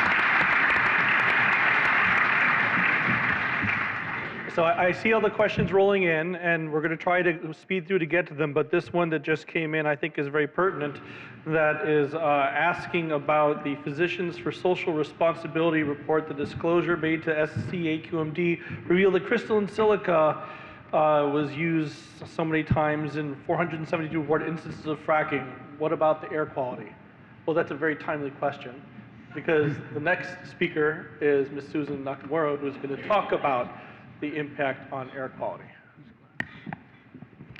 Good evening. My name is Susan Nakamura, and I'm going to highlight for you a Rule 1148.2. It's a notification and reporting requirement for oil and gas wells and chemical suppliers. So, a little background information. This rule was adopted by our board in April 2013. And originally when staff was assigned this, we were focusing initially just on hydraulic fracturing. But as we started studying the different issues, we identified that there's other similarities in terms of the potential for air quality issues with drilling and other well completion activities called acidizing, gravel packing, and then also hydraulic fracturing. So we expanded the scope of the rule to include those different well activities in terms of the notification and the reporting requirements. So I wanted to explain the approach for 1148.2. It's really a two-step approach. So we're in the first step, which is just information gathering. So where the facilities are required to notify the SCAQMD and report certain information, and then based on that information that's collected, we're reporting to our board every 6 months. And then the second step is, based on our findings, our governing board will inform us if we're going to do further rulemaking for controls for these sources. So I wanted to share with you some of the findings that we have, and I try to hone in on the Orange County area. But so for the notification requirement, oil operators and oil and gas operators are required to notify the SAQMD within 10 days to 24 hours. Is a pre-notification requirement if they're going to conduct a well drilling, well completion, which includes acidizing, gravel packing, or hydraulic fracturing, or any rework activity. And they also have to notify us if they're within 1,500 feet of a sensitive receptor. So a sensitive receptor is a school, hospital, resident, daycare, and they have to notify us and identify the location of that sensitive receptor. And then the AQMD on our website, we post this information. And at the end of the presentation, I'll show you where you can access this information. So looking at all the notifications that we received basin-wide, our agency covers the 4 counties of LA, Orange, San Bernardino, and Riverside. There are 874 events that were reported. The bulk of the events were for acidizing events. When we look at the difference between maintenance acidizing and matrix acidizing, it's mainly the maintenance acidizing that we're seeing. There are 223 drilling events. We have broken it out between the difference between vertical and horizontal drilling. And then 207 gravel packing, and then 14 hydraulic fracturing notifications. And on the hydraulic fracturing, which there's another slide, there's been, those have occurred in LA and Orange County. The bulk of all notifications have been in LA County. 10% have been in Orange County.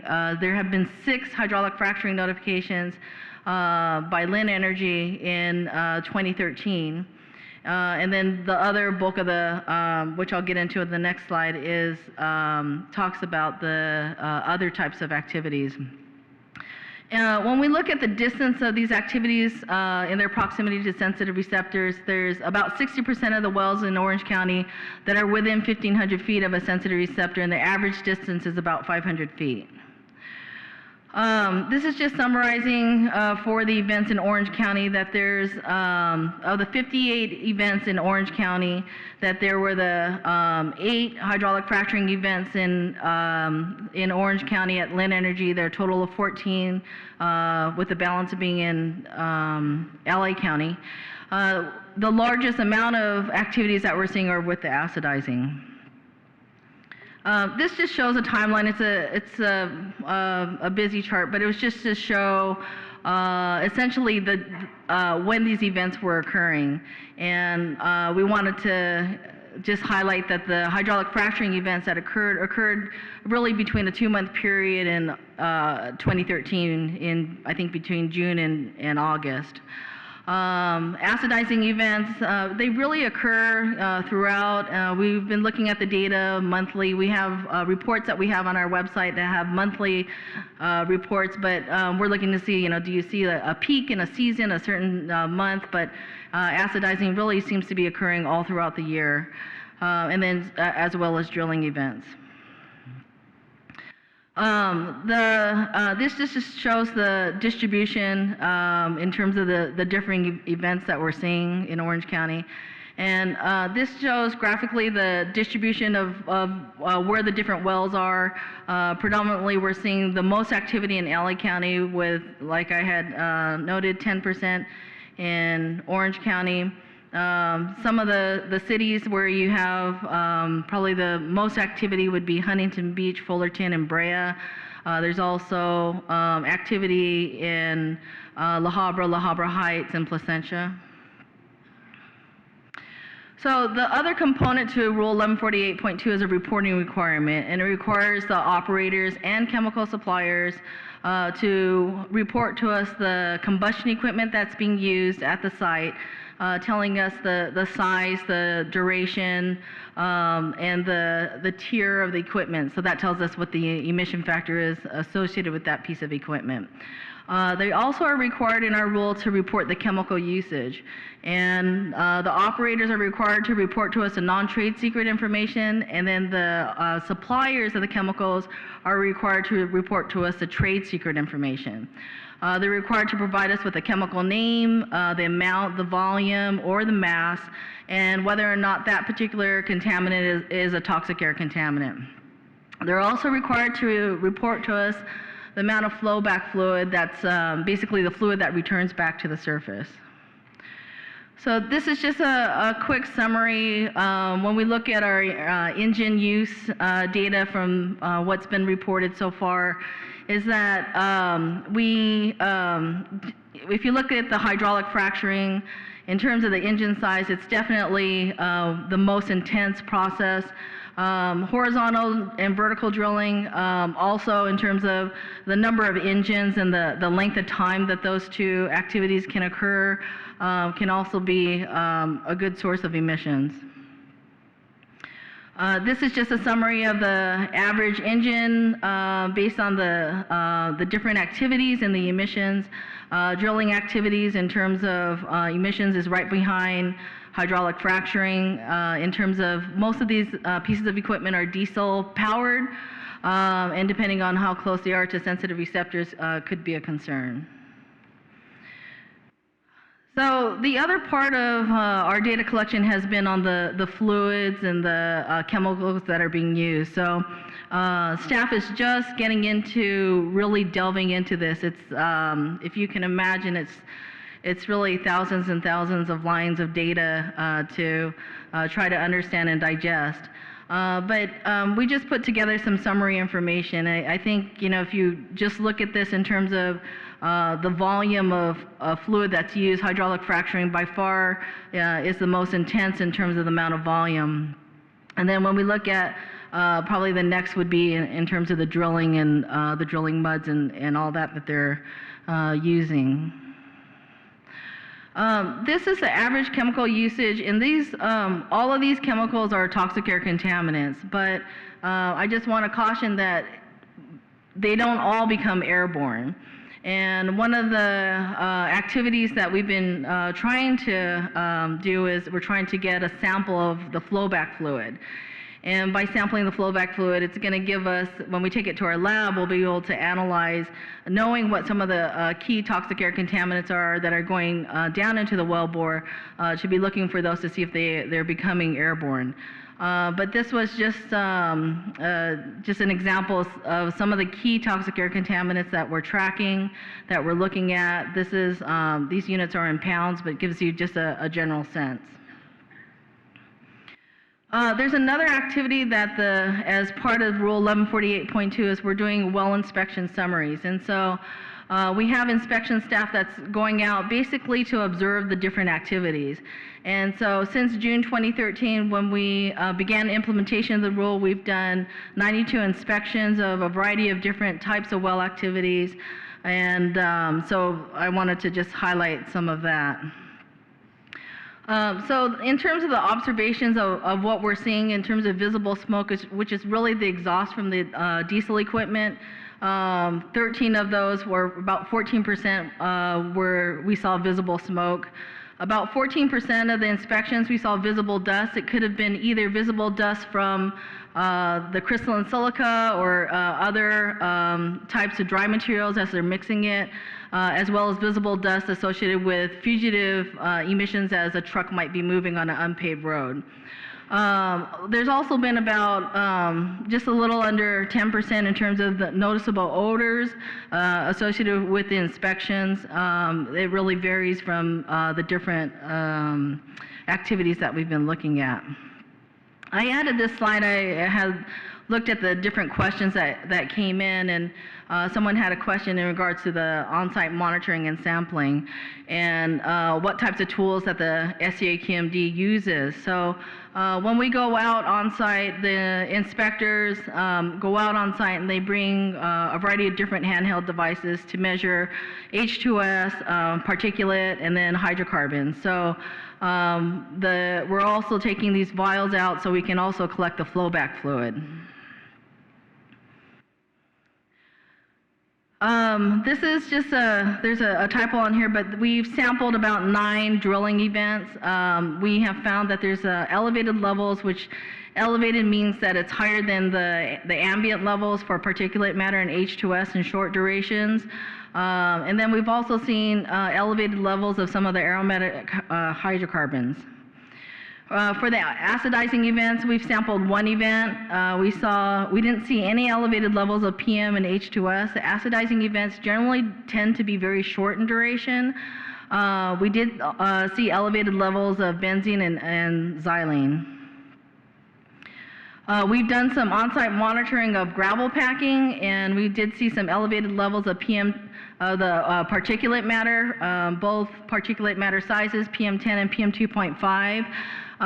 We believe that this increase or in these elevated levels of PM are probably more associated with the equipment as opposed to the process. We have taken canister samples and it did not show any elevated levels of hydrocarbons, but we're working really hard to get a sample of the flowback fluid. Often these times these events will occur in the middle of the night, or staff is queued to go, and then we find out the event already occurred. So we're trying to get out there. We're willing to sit out there, and we wait, and then the event doesn't occur, but we really are working to try to get that information.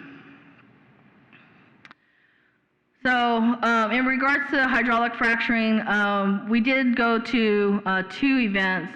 The first event was on Thumbs Island, and it turned out it was just pouring that particular day. So there really wasn't anything measurable that we could get. The second event, we didn't see any elevated levels of PM10 or H2S, and there were some slight elevated levels of some of the aromatics and hydrocarbons. For the hydraulic fracturing, all the events for LA County and Orange County have occurred in 2013, and since then there hasn't been any other events in our basin, which hasn't given us that opportunity to do more monitoring and sampling of hydraulic fracturing. But as we get the notifications, and if we get a notification, then our staff is ready to go to do additional monitoring. So I just wanted to share with you in terms of our online notification and reporting portal. It's available to the public. There is also monthly reports that we're uploading, and so if you go onto our website, which is aqmd.gov, this just kind of shows you if you click on tools and then public, and then it'll bring you to the essentially the beginning of the public portal. You click on that, and then it has the oil and gas electronic notification reporting. You would click on the community members, and then it would allow you to do any kinds of queries. If you wanted to query well activities and notifications in Orange County based on a certain date, or a certain operator, it allows you to download that information.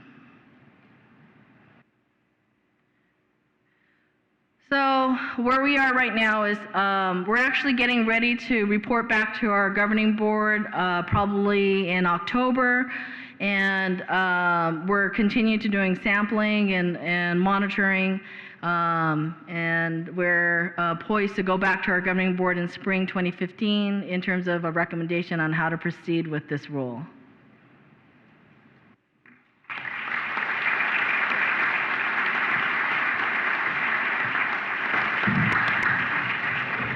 So while we're transitioning to Mr. Rosenlieb, I have one question that came in that I want to ask you now, if I can.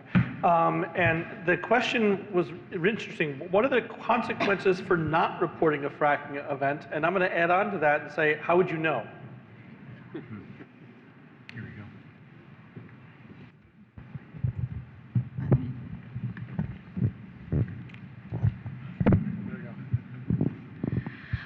There's I guess there's a couple ways that we could find out.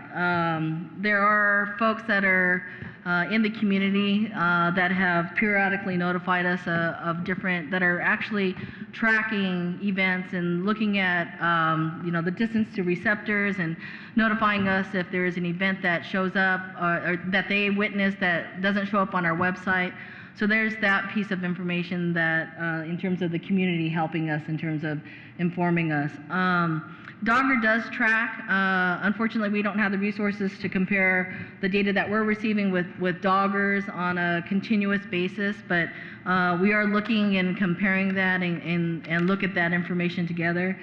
In terms of non-reporting information, separate from the notifications, we've actually already started working with operators and chemical suppliers and have been issuing notices to comply when we're finding that they're not submitting the information. So we might get a notification for an event, but we're not getting the follow-up information from the chemical suppliers or the operators. So we've been following up with that. That's actually been a huge part of this effort. So what are the consequences if they don't report? Penalty. The penalty ranges depending on how egregious the action is, but part of it is that we've been working with the operators and the chemical suppliers. We could go and just directly issue a notice of violation, but we've been issuing a notice to comply, and then if they don't comply, we're issuing a notice of violation. So, but we're working with they've been, for the most part, very cooperative. When we've been indicating, for example, they're supposed to report to us the actual chemical ingredient, we're only getting a chemical family name. So they've been, trying to be very cooperative in terms of fixing that. So we're going through, and as we receive it, we update that information. Thanks. So our final speaker here is Mr. Trent Rosenlieb from Linn Energy. And we've asked him here, and I think this is a distinguishing feature of this panel, to have actually an energy company present, not to advocate pro or against, obviously they're not going to advocate against oil drilling, but not to speak as an advocate for drilling, but to tell us specifically what's happening locally. Because when we talk about the hazards and the risks, as our panelists have done, it doesn't mean anything unless we know what's actually happening locally. So, and we're very happy that Mr. Rosenlieb has agreed to join us to tell us what's actually happening in the Linn fields. Thank you, Dr. Bowman. Yeah, as Dr. Bowman indicated, my goal is to bring it home, so to speak. Let you know what Linn Energy is doing in the Brea Olinda field where we operate. Just wanted to mention that tonight, we're a publicly held company, part of our protocol. Read it quick, I won't be there long.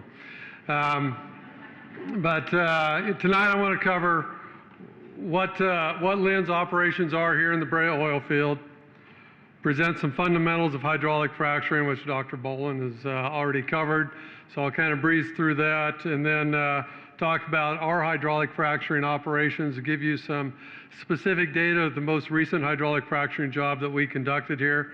And then I will also talk about our production operations here in the Brea Olinda field. Again, I'm keeping this specific to what Linn is doing here. And I've got I've answered several of the questions that were submitted online. You will be able to pick out some of those questions through the body of my presentation. Then I also have some specific questions I was not able to weave into the presentation that we'll address afterwards, time permitting. This is supposed to run till 8 o'clock, so I have 4 minutes, so listen intently. Brea Linda oil field, as many people know, was discovered in 1880. It is the oldest oil field in the LA Basin. In fact, for those of you that live in the area, Brea is Spanish for tar, as noticed and observed by the early settlers that were passing through this area. Lynn acquired rights to operate in this area in 2006. We've enjoyed a great working relationship with the city of Brea, been very active, involved in a handful of different activities. We've enjoyed that. We look forward to doing it for some time in the future. We operate a little over 330 producing wells in the Brea Olinda field. All of our wells are considered to be vertical wells. We do not have any horizontal wells that we produce from or inject into in the Brea Olinda field. Our production operations are being done under what we refer to as a water flood. This is where we take water that is extracted with the oil. Bear in mind, when oil is extracted from the ground, you don't get just oil. You get a boatload of water with it. A lot more water than we care to deal with. In the Brea Olinda field, about 85% of the gross fluids we pull out is a brackish, highly saline water that we utilize in these water flood operations. Water flood means we re-inject this water into the producing reservoirs, and it works to push the oil to the producing wells, where we extract the oil and the water, separate it, re-inject the water. Since 2006, Lynn has drilled 19 new wells in this area, roughly about 2 wells per year. As was mentioned regarding the potable water in this area, underneath the Brea Olinda oil field, there is no potable water. No water for the city of Brea is sourced from beneath the Brea Olinda field.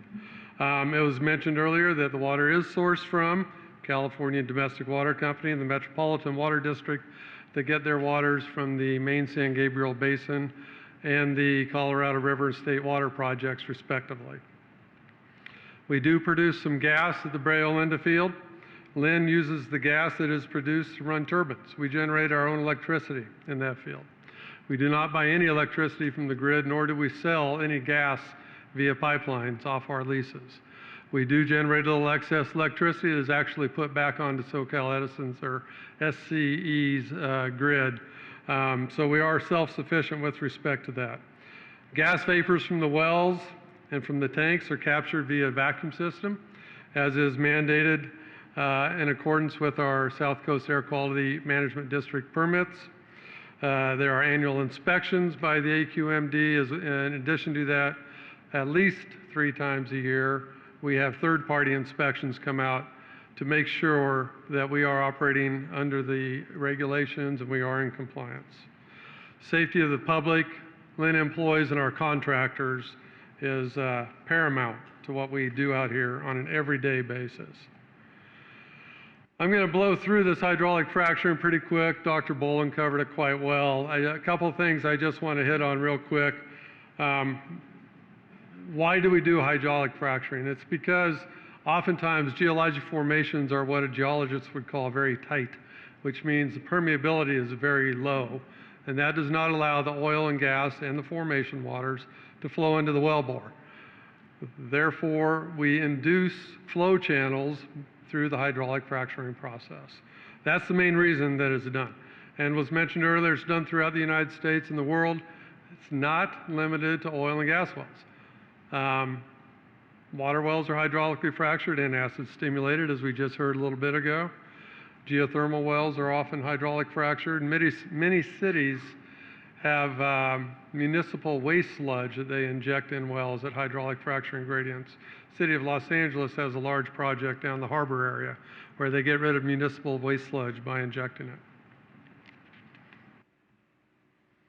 SB 4 legislation signed into law about a year ago, not quite a year ago. It is considered to be one of the strictest regulations in the country. that governs hydraulic fracturing operations, not just by an operator, but by legislators and regulators as well. It establishes the need for baseline water testing, establishes the need for post-hydraulic fracturing testing. It provides some very close monitoring during the fracturing process itself. I have put this last bullet item up there to kind of amplify the fact that even though hydraulic fracturing is now regulated under Senate Bill number 4, Division of Oil and Gas has always been regulating hydraulic fracturing through the requirements of the wellbore construction. This is right off the Division webpage. Division requirements encourage wise development of California's oil, gas, and geothermal resources while protecting the environment. So that is one of their main charges, and they have been doing that through regulating and permitting and inspecting wellbore construction. This is a diagram that very similar to what was put up before, showing the concentric well casings that are put in place, cemented in the ground, very typical. There are strings of casing that are put down to protect the fresh water if fresh water is present. Was also alluded to, I believe Dr. Boll mentioned it in his talk, the recent study by Department of Energy. Over an 18-month period, they concluded that fluids do not migrate upward from the hydrocarbon zones where the hydraulic fracturing takes place. If there is any contamination, the chances are it happens from faulty well construction, not hydraulic fracturing. So, what are we doing at the Lynn properties? I mentioned early on that we have drilled 19 new wells since 2006. Each of those 19 new wells since 2006 has been hydraulically fractured stimulated. They've been hydraulically fractured stimulated in the conventional sense, meaning they are vertical wells, and we do not do hydraulic acid fracturing in the Brea Linda field. The hydraulic fracturing jobs have averaged about 150,000 gallons. I believe that number was tossed out earlier today or this evening. So we're average. Far less than the millions of gallons of water that are utilized in other parts of the country. And recently, we have been using non-potable water as our fracturing base fluid so that we are not going to be dependent and relying upon fresh water for our hydraulic fracturing jobs. I want to stress that on our wells, the 19 wells that we have done, as was stated earlier, this is a completion process. It is not an ongoing process. It happens for us once in the life of the well. It is done during the initial completion phase. It is not an ongoing process. It does not happen repeatedly. It does not happen over and over again. So the most recent job that we did 13 months ago, August of 2013. This particular well, we had an average pumping pressure of 4,500 psi at the surface. The well was almost 6,000 feet deep. The hydraulic fracture intervals were more than a mile below the surface. These pressures are continuously monitored to ensure that all materials are entering at the desired interval within the wellbore. Monitoring as we pump down the well, monitoring on the outside of the well to make sure pressure is not coming back at us. Total volumes of fluids that were pumped, 152,000 gallons, right on par with the average. 99.3% potassium chloride water, or salt water is what it is. 3% potassium chloride is what the concentration was in the 152,000 gallons. 3% is a gelling agent. This is referred to as a food product. It's a guar gum used to thicken frozen yogurt. I'm sure most everybody in here has had ice cream or frozen yogurt. That's what makes it thick. That's what allows it to flow and makes it sit on top of your cone for soft serve ice cream, is guar gum. Then 4% miscellaneous additives. These additives are used to reduce the friction so that the pumping can go easier.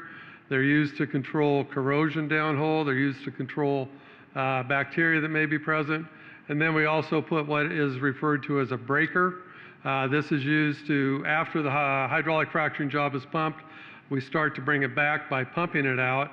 That guar gum, it does break down with heat to a certain extent, but you'd like to break that down so it flows easier. It's great when it's real thick and it's carrying the sand in your well, but you'd like to get that out to allow production, so you use breakers for that.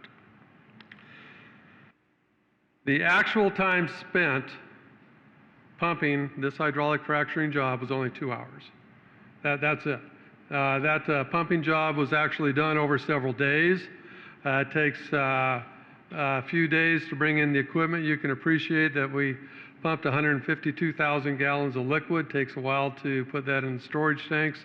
In addition, we pumped almost 150,000 pounds, or 446 pounds of sand in the well as a proppant that is used to hold the fractures open. Takes a while to move all that sand in, set up the equipment to convey the fluids and the sand to the well bore, and to make sure that at all times it's done in a safe manner. For that reason, our hydraulic fracturing pumping operations are only done during daylight hours. Safety, again, is paramount, not just to LIM, but throughout our industry. So again, the actual pumping was done over a 2-day period, but only 2 hours of actual pump time is what we incurred. So that's what we're doing. That's one of our jobs. That was the most recent hydraulic fracturing job that we've done. And moving on to our production operations. Again, as was talked about, the primary agency for regulating and producing oil and gas wells in California is DOGGR. There are very strict guidelines under which production operations are to be conducted, under which reports are to be filed, and the availability for the DOGGR personnel to come on site and inspect on their time schedule, not ours. We've worked very closely with the area first responders in the event that an emergency were to happen. Chemicals that we store on site that are utilized in the production of our oil and gas and water are all labeled. The volumes, the quantities are known. They're in secure storage areas with secondary containment, properly placarded. The fire departments know what we have. They know where they store. They know how to respond to these in the event that it's something bad were to happen. Since we've been here since 2006, we have never had to call the first responders out for an incident. Regulatory agencies, AQMD, DOGGR, others conduct periodic inspections. Sometimes these are announced. Sometimes they show up with a clipboard and say, we'd like to do an inspection. We're very proud of the fact that at LIN, since 2006 when we started operating, we've never had a notice of violation for any unauthorized discharges or any safety issues. It's a record that we're very proud of, and we use that towards our ongoing operations, and our goal is to maintain that record. As I mentioned earlier, this is a water flood operation. The water is injected to sweep the oil in the reservoirs, improving production efficiencies, and again, we are only using produced water. We have 21 injection wells that are utilized in this water flood. Average injection pressure is 623 psi at the surface, pounds per square inch is psi. This is only 60% of the permitted maximum allowable operating pressure that we are mandated to stay under by Division of Oil and Gas Geothermal Resources, the regulatory body that governs Class II injection wells. The MAOP, as it's called, is designed to ensure that our injection practices do not exceed the pressures that would cause fracturing of the reservoir. We keep all of our fluids within the intended zones of injection by maintaining these pressures. And then the other key that I want to mention, and it touches on the earthquake discussion that Dr. Graves was having with respect to what we are injecting. We are injecting roughly the same volumes that we are pulling out of the ground. So volume-wise and pressure-wise, we are essentially keeping the system in balance. We are not allowing it to build up to the high pressures that could cause fractures, that could cause it to go out of the intended zone, or if there were to be something that were to lead to it that could cause an induced seismic activity. By keeping the reservoir in balance like this, we feel that we have a very safe and very sound and secure operation. We have continuous monitoring of our project, and we enjoy doing business here. Look forward to doing it for quite a bit longer. That's my presentation. I captured a handful of questions, maybe more in there. I've got some other questions that I'd be happy to address, or if we have them. I've got, I think, about 12 bullet items here that I'll just go ahead and speak to. Do you receive subsidies? And these are the direct letters or words, the questions that came from the website. I did put into parentheses. I took little editorial liberties. Do you receive subsidies from the state or federal government to drill or sell your crude? The very simple answer is no. We do not receive any support from any governments in taking care of our business. Do you pay taxes to the state of California to drill in the state of California? We pay taxes on a couple of different levels. For every barrel we produce, we pay 28 cents to the Department of Conservation. That's for fiscal year 2014 and 15. That's the rate. That rate was doubled in 2013-14 fiscal year. It was 14 cents. Those funds go directly to the Division of Oil and Gas Geothermal Resources. With the ramp up in activity, there's been a significant need to hire additional personnel, hence the additional fundings. Dr. Boland may speak to that in a little bit later. In addition to those fees, we pay what is referred to as an ad valorem tax to Orange County. That is, in the translation from Latin, is value added. That is a tax that is on the oil while it is still in the ground. So the county in California, they get the benefit of receiving tax on the ground before it's ever produced. In Orange County, last fiscal year, we paid $4.7 million in taxes, making Lynn the 8th largest taxpayer in the county. We're making progress. We were the 9th largest the year before, so things are looking up. We got a ways to go to catch Irvine Company and Disney, but you know, we'll see where it goes. So, what is the fail rate of our injection wells? What are the fail-safe measures to prohibit leakage from entering our potable water source? Let me answer the second one first. We have no potable water source within the Brea Linda field. With that said, though, we do constant monitoring. We watch our pressures. We make sure our casing integrity is good. Since Lynn has been operating here, we have had one injection well fail. That was a well that was drilled in 1960, and it failed last fall. So it had a 53-year run life before it failed. We have since remediated that well. We repaired it by running another steel casing sleeve inside of it and cementing it in place. So that well bore is secure, integrity is good, and it is back in service. That again is done under the permitting and direction of Division of Oil and Gas. How much of the oil and gas extracted near or in Brea is returned to the city of Brea, and how much do they pay us, the city of Brea, to extract and dispose of the waste here? We do not pay a dime to the city of Brea. It's not their oil. That oil belongs to the mineral owners, and they are the ones that benefit along with Lynn Energy. Hazardous waste or waste that is generated here is not disposed of here. Any waste that is generated that is disposed of at non-hazardous facility, hauled away by licensed waste haulers, taken to approved non-hazardous waste facilities. Are your well casings earthquake proof? No, nothing is earthquake proof that I'm aware of.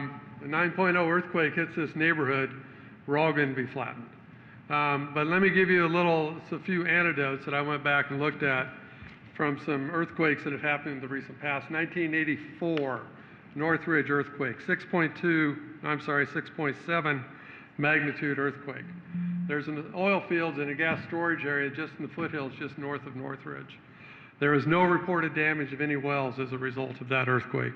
1983 in Coalinga, there was a magnitude 6.2 earthquake. Coalinga, for those of you that may not know, is up in the central San Joaquin Valley, is a very highly intensive oil producing region. A lot of wells up there. In fact, in 1983 when that occurred, there were 1,725 active producing wells.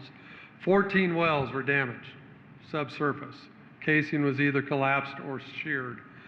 From that activity, those 14 wells, less than 1% of all the wells that were present There was not a single reported case of any environmental damage or concerns from those wells. 1952, I won't go back any further, I trust, believe me. There's a large earthquake in Kern County, just south and east of Bakersfield. 7.2, large earthquake. As most of you are probably aware, Bakersfield, Kern County area is the major oil producing region in California. There was no reported oil well damage in that area as a result of that earthquake. So the way oil wells are constructed with the steel and the cement, they are earthquake resistant. I'm not going to stand here and say they're earthquake proof because I am not aware anything is. Dr. Graves may want to speak to that and let me know. But do all wells in northern Orange County, do the wells in northern Orange County extract natural gas as well as oil? Yes. Wells in Orange County produce both natural gas and oil, as well as quite a bit of water. With respect to LIN operations, what are the tanker trucks carrying back and forth from the wells? During routine oil field operations, we have trucks moving produced water to and from our well sites for routine well maintenance. Part of our business, we have to clean out tanks periodically. This is a sludge, a solid, that is primarily oil, heavily laden with sand. That is hauled off to a non-hazardous disposal site. It's all done in accordance with regulations. There are bills of lading on these trucks, and there are various other reasons, but for the most part, that's why you see tanker trucks rolling around our leases. It's for routine maintenance. All the oil that we produce is sent off and sold via pipeline. We do not truck any oil off the lease. And as I mentioned previously, we do not sell any natural gas via pipeline off of our leases. What is the difference between acid maintenance and acid and well acidulation? I had to look that up. I didn't know what acidulation meant. The dictionary says that is making something into acid. Well, we don't do any of that. So there's a significant difference. Acid maintenance, something we do. Acid, well acidulation, we don't do. But let me address well maintenance. Oftentimes in our injection wells, sometimes in our producing wells, the perforations through which we inject or produce our fluids become plugged with solids, meaning sands or clays in the reservoir, sometimes with particles of oil and grease that don't move freely, sometimes scale forms from the water that is produced. And when this occurs, we need to do an acid maintenance job. It's where we pump relatively low concentrations, relatively small volumes of acid, and this acid is then in an injection well, just continued on through the hydrocarbon bearing interval where we are producing the oil from and we're doing our water flood, or in a producing well, it is produced back in our natural production stream and sent through our production facilities. When the acid is utilized, it is spent as it comes in contact with the formation or the debris we are trying to clean up. By being spent, meaning it is neutralized, it has a chemical reaction, and it is not nearly as strong as it was, if it has any strength at all, from when we put it in the well bore. Lynn Energy recently reported at a Brea City Council meeting, I was there on the 15th of July, that their company did not acidize any wells. Please respond to AQMD's acidizing event number 967, which was the Stearns well number 315 on 11/17/2013, part of Rule 1148.2 notification. What chemicals were used? First off, it was reported at that City Council meeting that we do acid maintenance work. We do not do any acid stimulations beyond maintenance work. The Stearns 315 well was a maintenance project. It is a producing well. We had perforated, meaning we put holes in our casing in the producing hydrocarbon interval, and we pumped a little bit of acid to clean up the perforating debris, the clays left over from the drilling mud, and some of the water deposits that are native in the reservoir. So that's what that event was. It was acid, as I mentioned. It was a 15% hydrochloric acid, and that was followed by a small slug of hydrofluoric acid at 12% and 3% respectively. The next question is, have the wells that are chemically stimulated in La Habra, Brea, Yorba Linda, and Placentia, and I've highlighted Brea because that's all I'm speaking to, that's my knowledge base. The wells have been chemically stimulated in Brea, been checked as to their integrity following the earthquake last March. Yes, we have continuous monitoring on our wells, our injection wells, as I've mentioned previously, with pressure gauges. It ensures that the injected fluids are going to where they are supposed to be going. If not, corrective action is taken immediately. Notifications are made to the respective agencies. Where are the fracked wells that Lynn has drilled in the Brea oil field? Well, as I mentioned, we started operations here in 2006.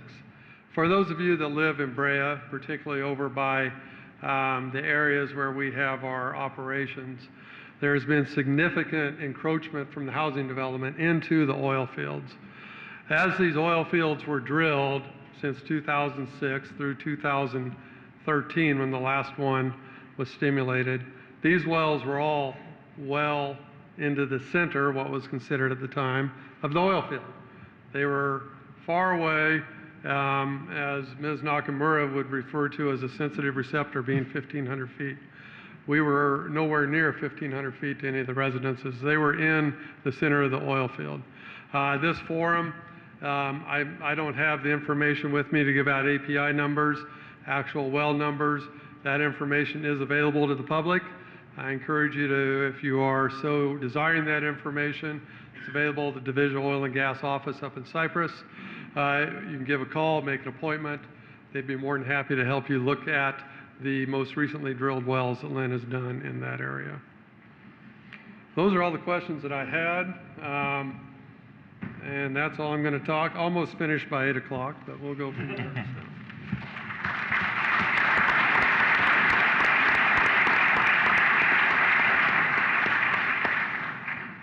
Thank you very much, Trent. So we do have a little bit that Dr. Bowen has to talk about regulations, but I think perhaps before we get to that, we'll try to answer some of the questions that have been sent in, if everybody's okay with that. I think a lot of the questions that have been sent in have been addressed already in the presentations. I've tried to keep a running tally here as we've gone along. But there are some highlights that I thought it might be useful for us to touch upon. A lot of the questions that were sent to us during the symposium itself dealt with methane and the health impacts of methane. That was something that was discussed a fair amount. And so I'm going to ask Dr. Bresky here if he wouldn't mind talking about methane as a contaminant and as a health hazard. I'll help you there. I'll switch. Go ahead, Trent. Can you all hear me? Yes. So methane is actually from a toxicological point of view, actually non-toxic. It's a gas. It's readily,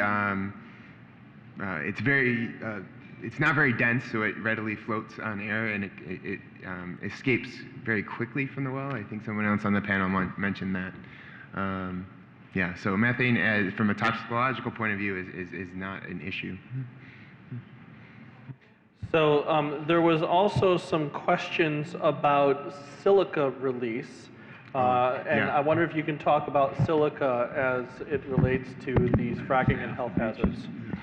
Yeah, so that was the question that came up on silica. So silica is the mineral that would be released when drilling basically rock or some kind of geological materials.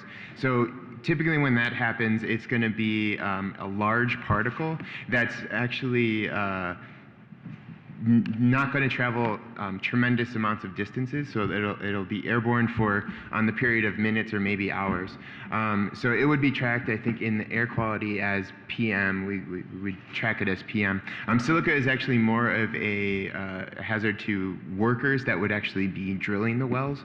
The silica sand that I think, from what I'm understanding, is the proppant was the term I heard. The proppant, it's injected there, and so the overall process of using the silica might generate dust. So I think best practices that have been suggested for that process is engineering control, so ventilation and using water to keep dust levels down for the people in the immediate vicinity of the well would be advised. And I know that the National Institute for Occupational Safety and Health is actually starting to start looking at hydraulic fracturing wells and the effects on workers. But for the silica dust extending greater distances, that would be less likely. Do you want to speak to that too? The crystalline silica and the mixing has been a concern for us because crystalline silica is a toxic air contaminant. And unfortunately, there were some hydraulic fracturing activity early when we adopted the rule, but since then we haven't seen any, so we haven't been able to do more testing. I had highlighted that one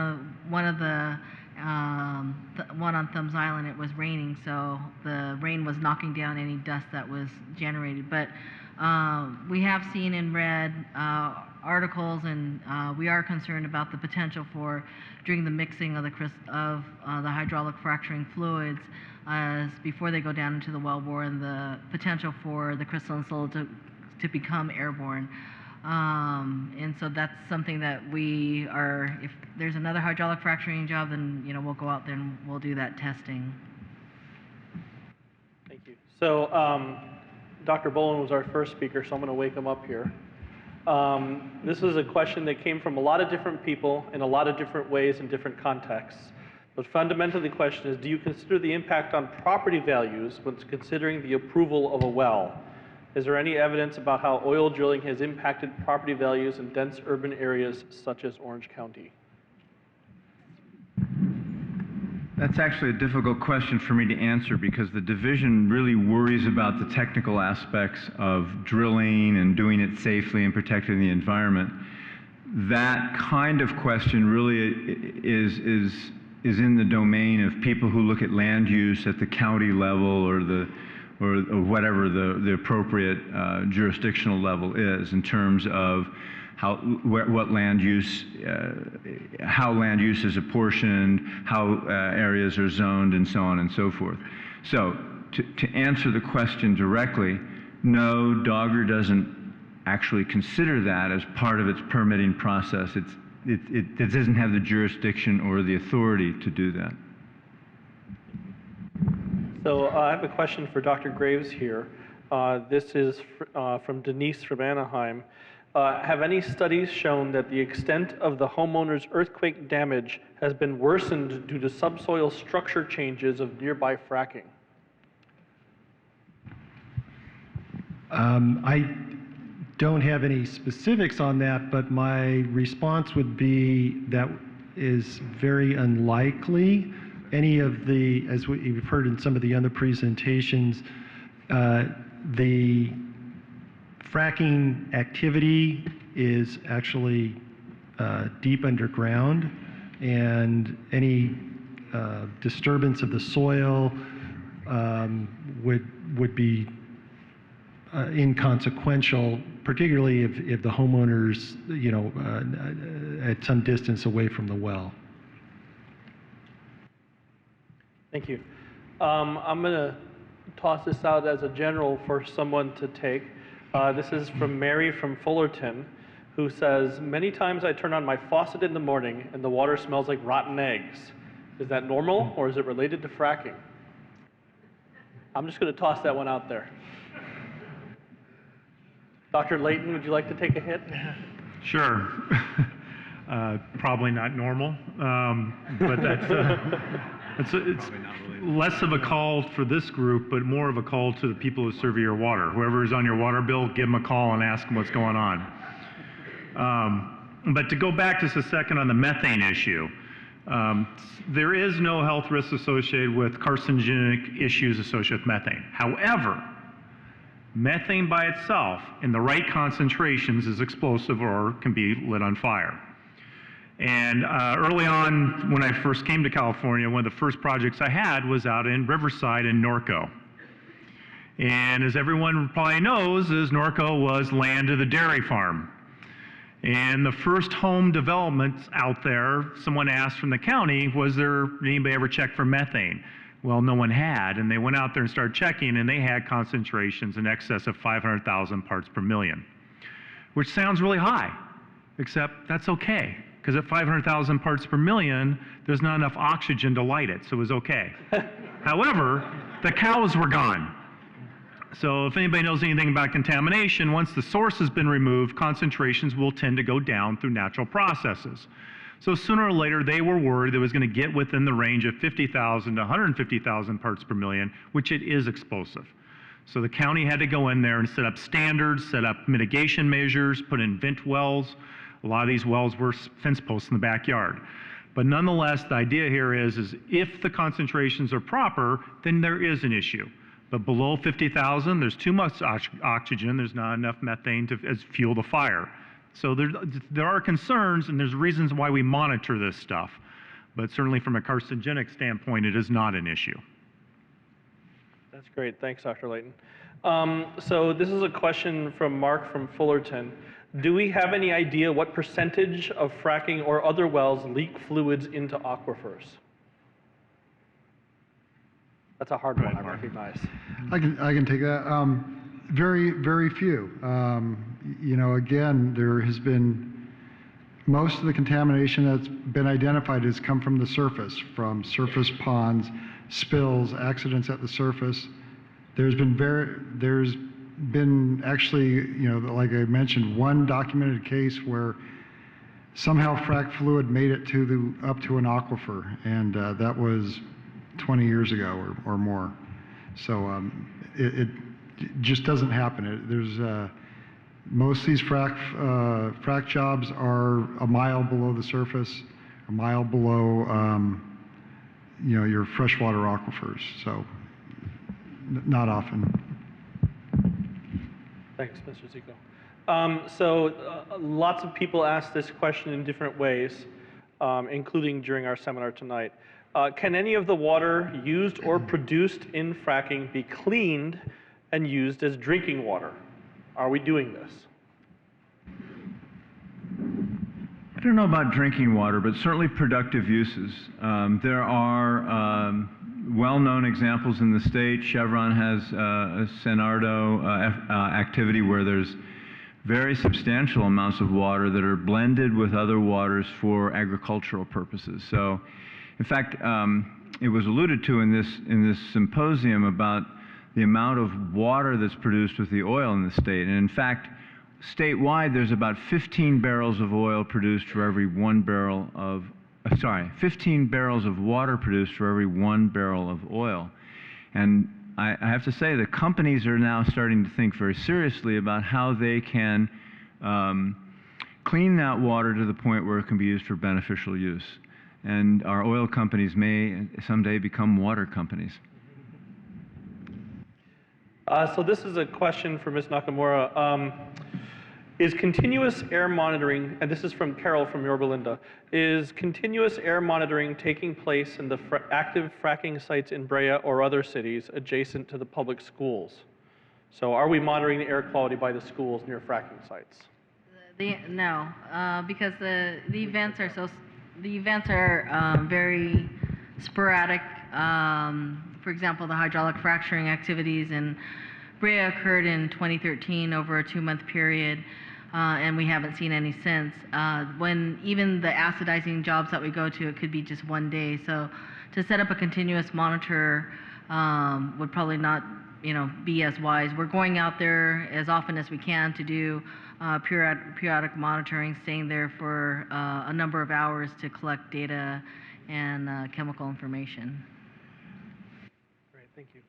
So during the discussions, there was a question sent in from somebody asking why there has been no mention of toluene and benzene that have been present in other wells. And so not sure exactly where the question is there, but can we speak to toluene and benzene as contaminants? I'm not aware of any locations where hydraulic fracturing has been responsible for toluene or benzene. even some of the frac jobs, especially the older frac jobs, use diesel fuel, which has very, very low concentrations of benzene in it. And again, they were very dilute amounts. There probably is some toluene in some of the surface spills, something from a surface spill, but again, not from the frac job itself or something migrating up from frac fluid. Could I add to that? Please. I think during what I will call the experimentation phase of large amounts of hydraulic fracturing, there were so-called BTECs, benzene, toluene, ethyl toluene, and xylene, used as a portion of the fracturing fluids, so there has been in the past these chemicals used as part of fracturing fluids. I think that practice has ceased across the country, as far as I know. Basically, it didn't help, and it was expensive. Companies don't like to spend money that doesn't lead to increased production. Please. Another point on the issue of the BTECs is that when the activity of hydraulic fracturing occurs, at the end of the process, the fluid basically comes back up the well, and we call that flowback fluid, comes back to the surface.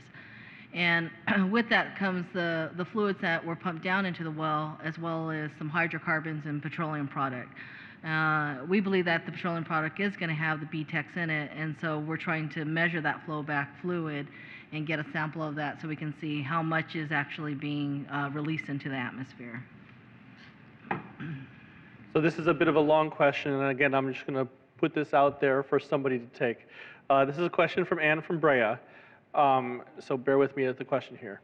In 1986, the Department of Conservation conducted a study of 70 abandoned oil and gas wells for methane and other gas accumulations in the Brea Olinda oil field. About 1/2 of these sites contained methane at a hazardous or greater concentration. The study's conclusion was that this area would not be appropriate for commercial, industrial, or residential development. As home development has been constantly encroaching into oil fields, what further studies or information have been available to developers and prospective homeowners in these areas? Who is responsible for evaluating if the land under and around our homes is safe?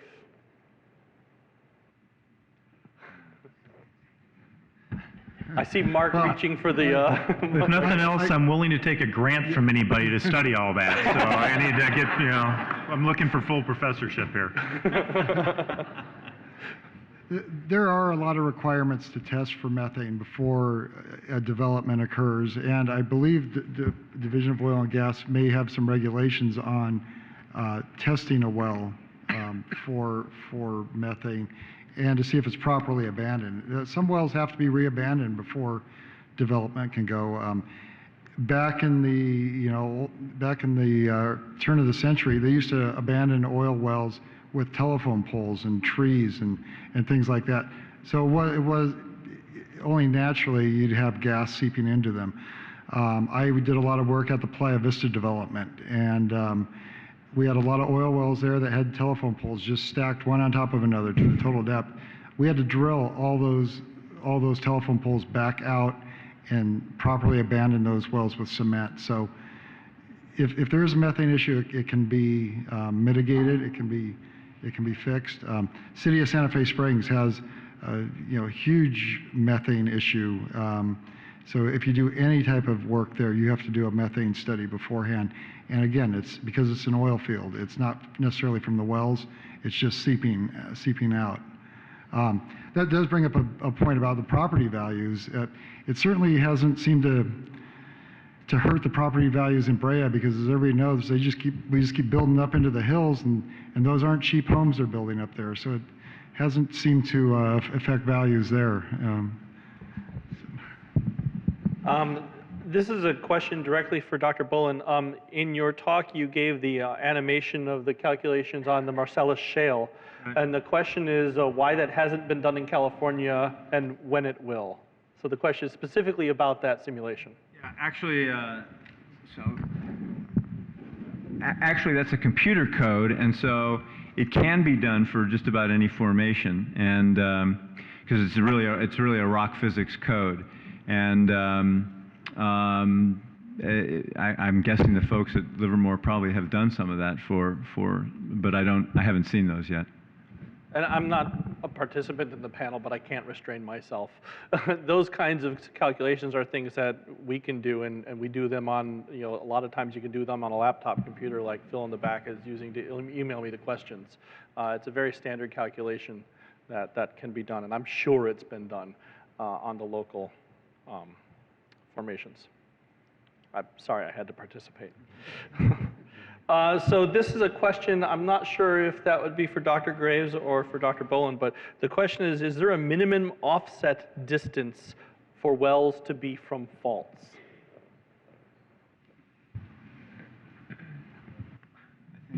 Or what, maybe one could put this a different way and ask, is there an association between wells and faults? Why, and do we have to move them away from each other? I'll let anybody can take that one. Yeah, well, I can't speak to the specific regulations, but there is an association, and I think Dr. Boland touched on this earlier. We find petroleum deposits where we find different types of geologic structure and faults. In terms of a specific regulation, I'm not sure if that is true. I don't know if that falls under no. The answer is no. I mean, there's a lot of oil wells that penetrate through all kinds of faults and so forth, and so the answer is no. There is not a requirement that a well be offset from a fault or whatever. In fact, we find faults when we drill because we have access to the cores. That's great, thank you. So I'm going through almost all of the questions here. This question is again for Dogger. Does Dogger regulate the pressure from injection wells to keep the injections at a level that won't cause earthquakes? Oh. Okay. Let me speak to. There are a fairly large number of injection wells in this state, and they have to do with secondary oil recovery. They have to do with class 2 fluids produced in oil and gas operations that are injected. And one of the many wonderful things about living in California is that we have one of the most robust seismic networks in the country for sure, and actually in the world. And it's a combination of resources from the U.S. Geological Survey and the state. And so we actually have the opportunity to do the scientific analysis of, is there a correlation of seismicity with all of the injection wells in the state? And it's actually an active research topic at this moment because of the heightened interest in induced seismicity. But I think it's fair to say that there's no obvious correlation.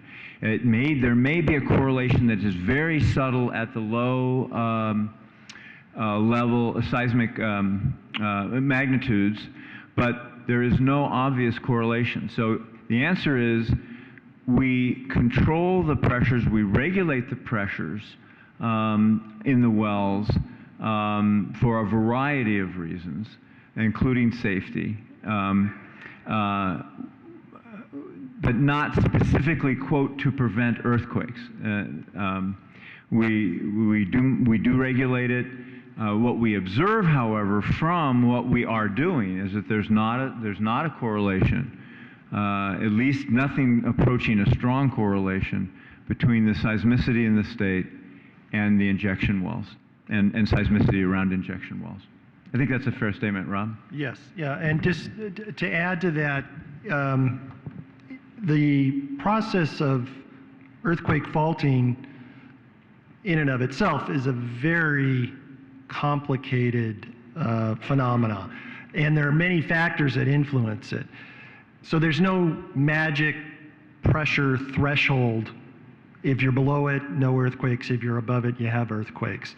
It's much more complicated than that, and it actually involves the whole system of the geologic matrix. So it's not just a single fault. There's many faults and many factors, and that's what makes it very difficult to try to come up with a framework or to quantify and say black and white, this is safe, this is unsafe, because there's a whole spectrum that falls in there. Thanks. So this is the last question that I actually have that's been submitted that's not redundant with something that's been asked before. And it goes to Dr. Graves. And so perhaps while Dr. Graves answers this, Dr. Bowen, if you want to set up for your discussion on regulations, and we can close out with that. So Dr. Graves, earthquakes, this is a question that was submitted during the panel. Earthquakes went down in 2013 in California, but that was also the first time reporting was required. So oil companies had incentive to frack less. Could that have caused a reduction in the rate of earthquakes, not the assumption that there's no correlation? No, is my answer. So I think there's very strong evidence that fracking in and of itself does not cause earthquakes of significance. And the rate of earthquakes in California is quite variable from year to year. So just looking at any one year and trying to draw some type of a correlation is I think a bit tenuous. And that actually gets back to something that Dr. Boland was saying. Because this process is very complex, we can't look at an individual case in isolation. We actually have to look at a number of cases and actually try to look at some of the statistical patterns or systematic patterns before we can try to develop better models and draw more specific inferences. Thanks. So our last presentation from Dr. Bowen will be about the regulatory aspects of this.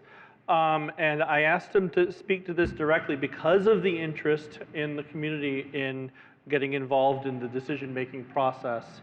And DOGGR is the overseeing body for oil and gas. And I think that it's an appropriate close to our symposium to have Dr. Bowen talk about this particular issue.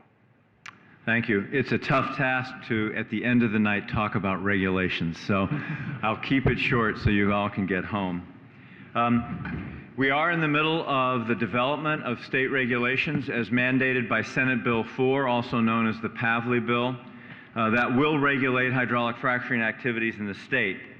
So this is I won't say a comprehensive list, but a fairly comprehensive list of the concerns that are generated by the industry practices known as hydraulic fracturing. And I can't say that the state regulations will address every one of these, but we address almost all of them. So Senate Bill 4 creates well stimulation in state law. So this is recognized in state law. Its stated purpose is to increase the transparency of California well stimulation techniques. And it provides a framework for study, environmental review, and regulation of well stimulation. The legislation requires a study of well stimulation. That is going on now. The study will be released in 3 parts.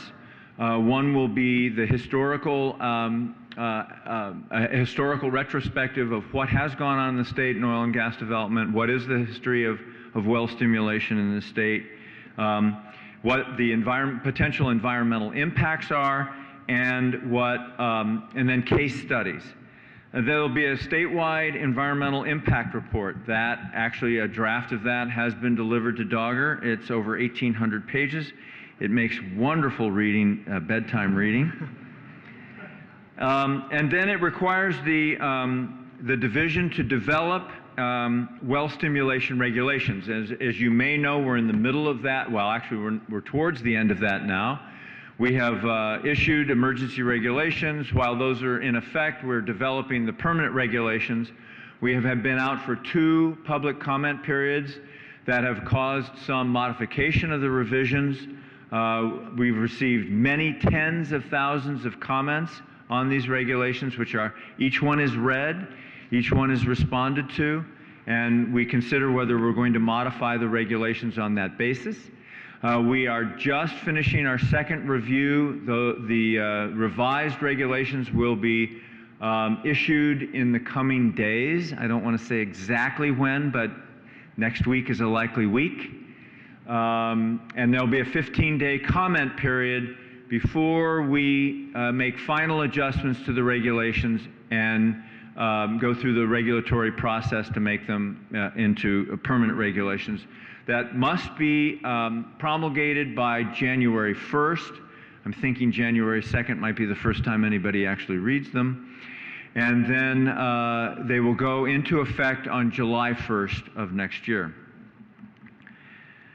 The bill, the regulations require groundwater monitoring plans, public disclosure, seismic monitoring and evaluation. It establishes notification requirements, trade secret procedures. Actually, there'll be very limited trade secret protection. As part of the transparency, the companies will be required to reveal the chemicals that are used. There will be a provision that will allow certain petitions for trade secrets. That will be done at the discretion of the division, and we'll have to. It's just will be carefully looked at. And it also provides, as Trent mentioned, modifications to the oil and gas fee structure. Essentially, the fee structure doubled in order to pay for the state to hire staff to add to DOGGR to look at the enforce the regulations. So how the state regulations that we are developing are leading the nation in many aspects. Regulatory reform is a rapidly changing activity. And many states are changing their regulations in response to what's going on. I actually will be meeting with all of the state regulators in October to discuss what each of the states is doing. But the proposed regulations will include nearby geologic review. We'll need to understand the local geology. We'll need to understand what potential conduits around a well stimulation activity could possibly allow fracture fluids to migrate into zones where we don't want them to go. There will be advanced notification both for the division to monitor, that is on-site inspection of well stimulation activities, as well as the neighbors who are notified of an impending fracturing activity. It will allow for and require well testing. There are provisions for well testing. There will be monitoring of groundwater during and after fracturing operations. Disclosure of materials used in fracturing fluid. I've already spoken about trade secrets. And storage of hydraulic fracturing fluids. All of these are very lengthy sets of regulations that you'll be able to read on our website in a few days, which will be pretty much close to the final probably. And then on-site division witnessing. So the bottom line is that the state is moving to a set of regulations that really address a lot of the problems that have been seen around the country for monitoring of well water, groundwater, before, during, and after well stimulation. Seismic monitoring. We'll have the only seismic monitoring provisions in the country around well stimulation activities. And a number of notifications and transparency for trade secrets that will be unique in the nation. And you can read about all of this. Told you I'd keep it short. On our website, you can go to our website, and I'm having a hard time seeing it here, but right here, you can download all of the information about SB4 and about our regulations and draft regulations and where things stand. So that's what the division is actively engaged in, and as I said, July 1st, these permanent regulations will go into effect, and the division will be prepared. And it will also be transparent. You'll be able to see all of this unfold on the website, and the companies are required to provide notifications which will be publicly available. So you'll be able to watch as things unfold. I didn't put you to sleep. Thank you very much.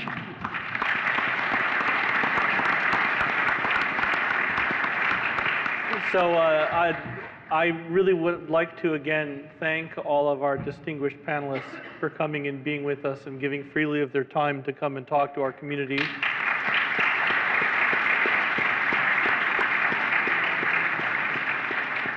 I apologize that this went long, but I do believe that we actually touched on every question that was submitted either directly or indirectly during the period. That's, your intense enthusiasm gave us an extra hour. And I'd really like to thank everyone for the really comprehensive information that was given to the community. So thank you all. Have a good night and have a good trip home.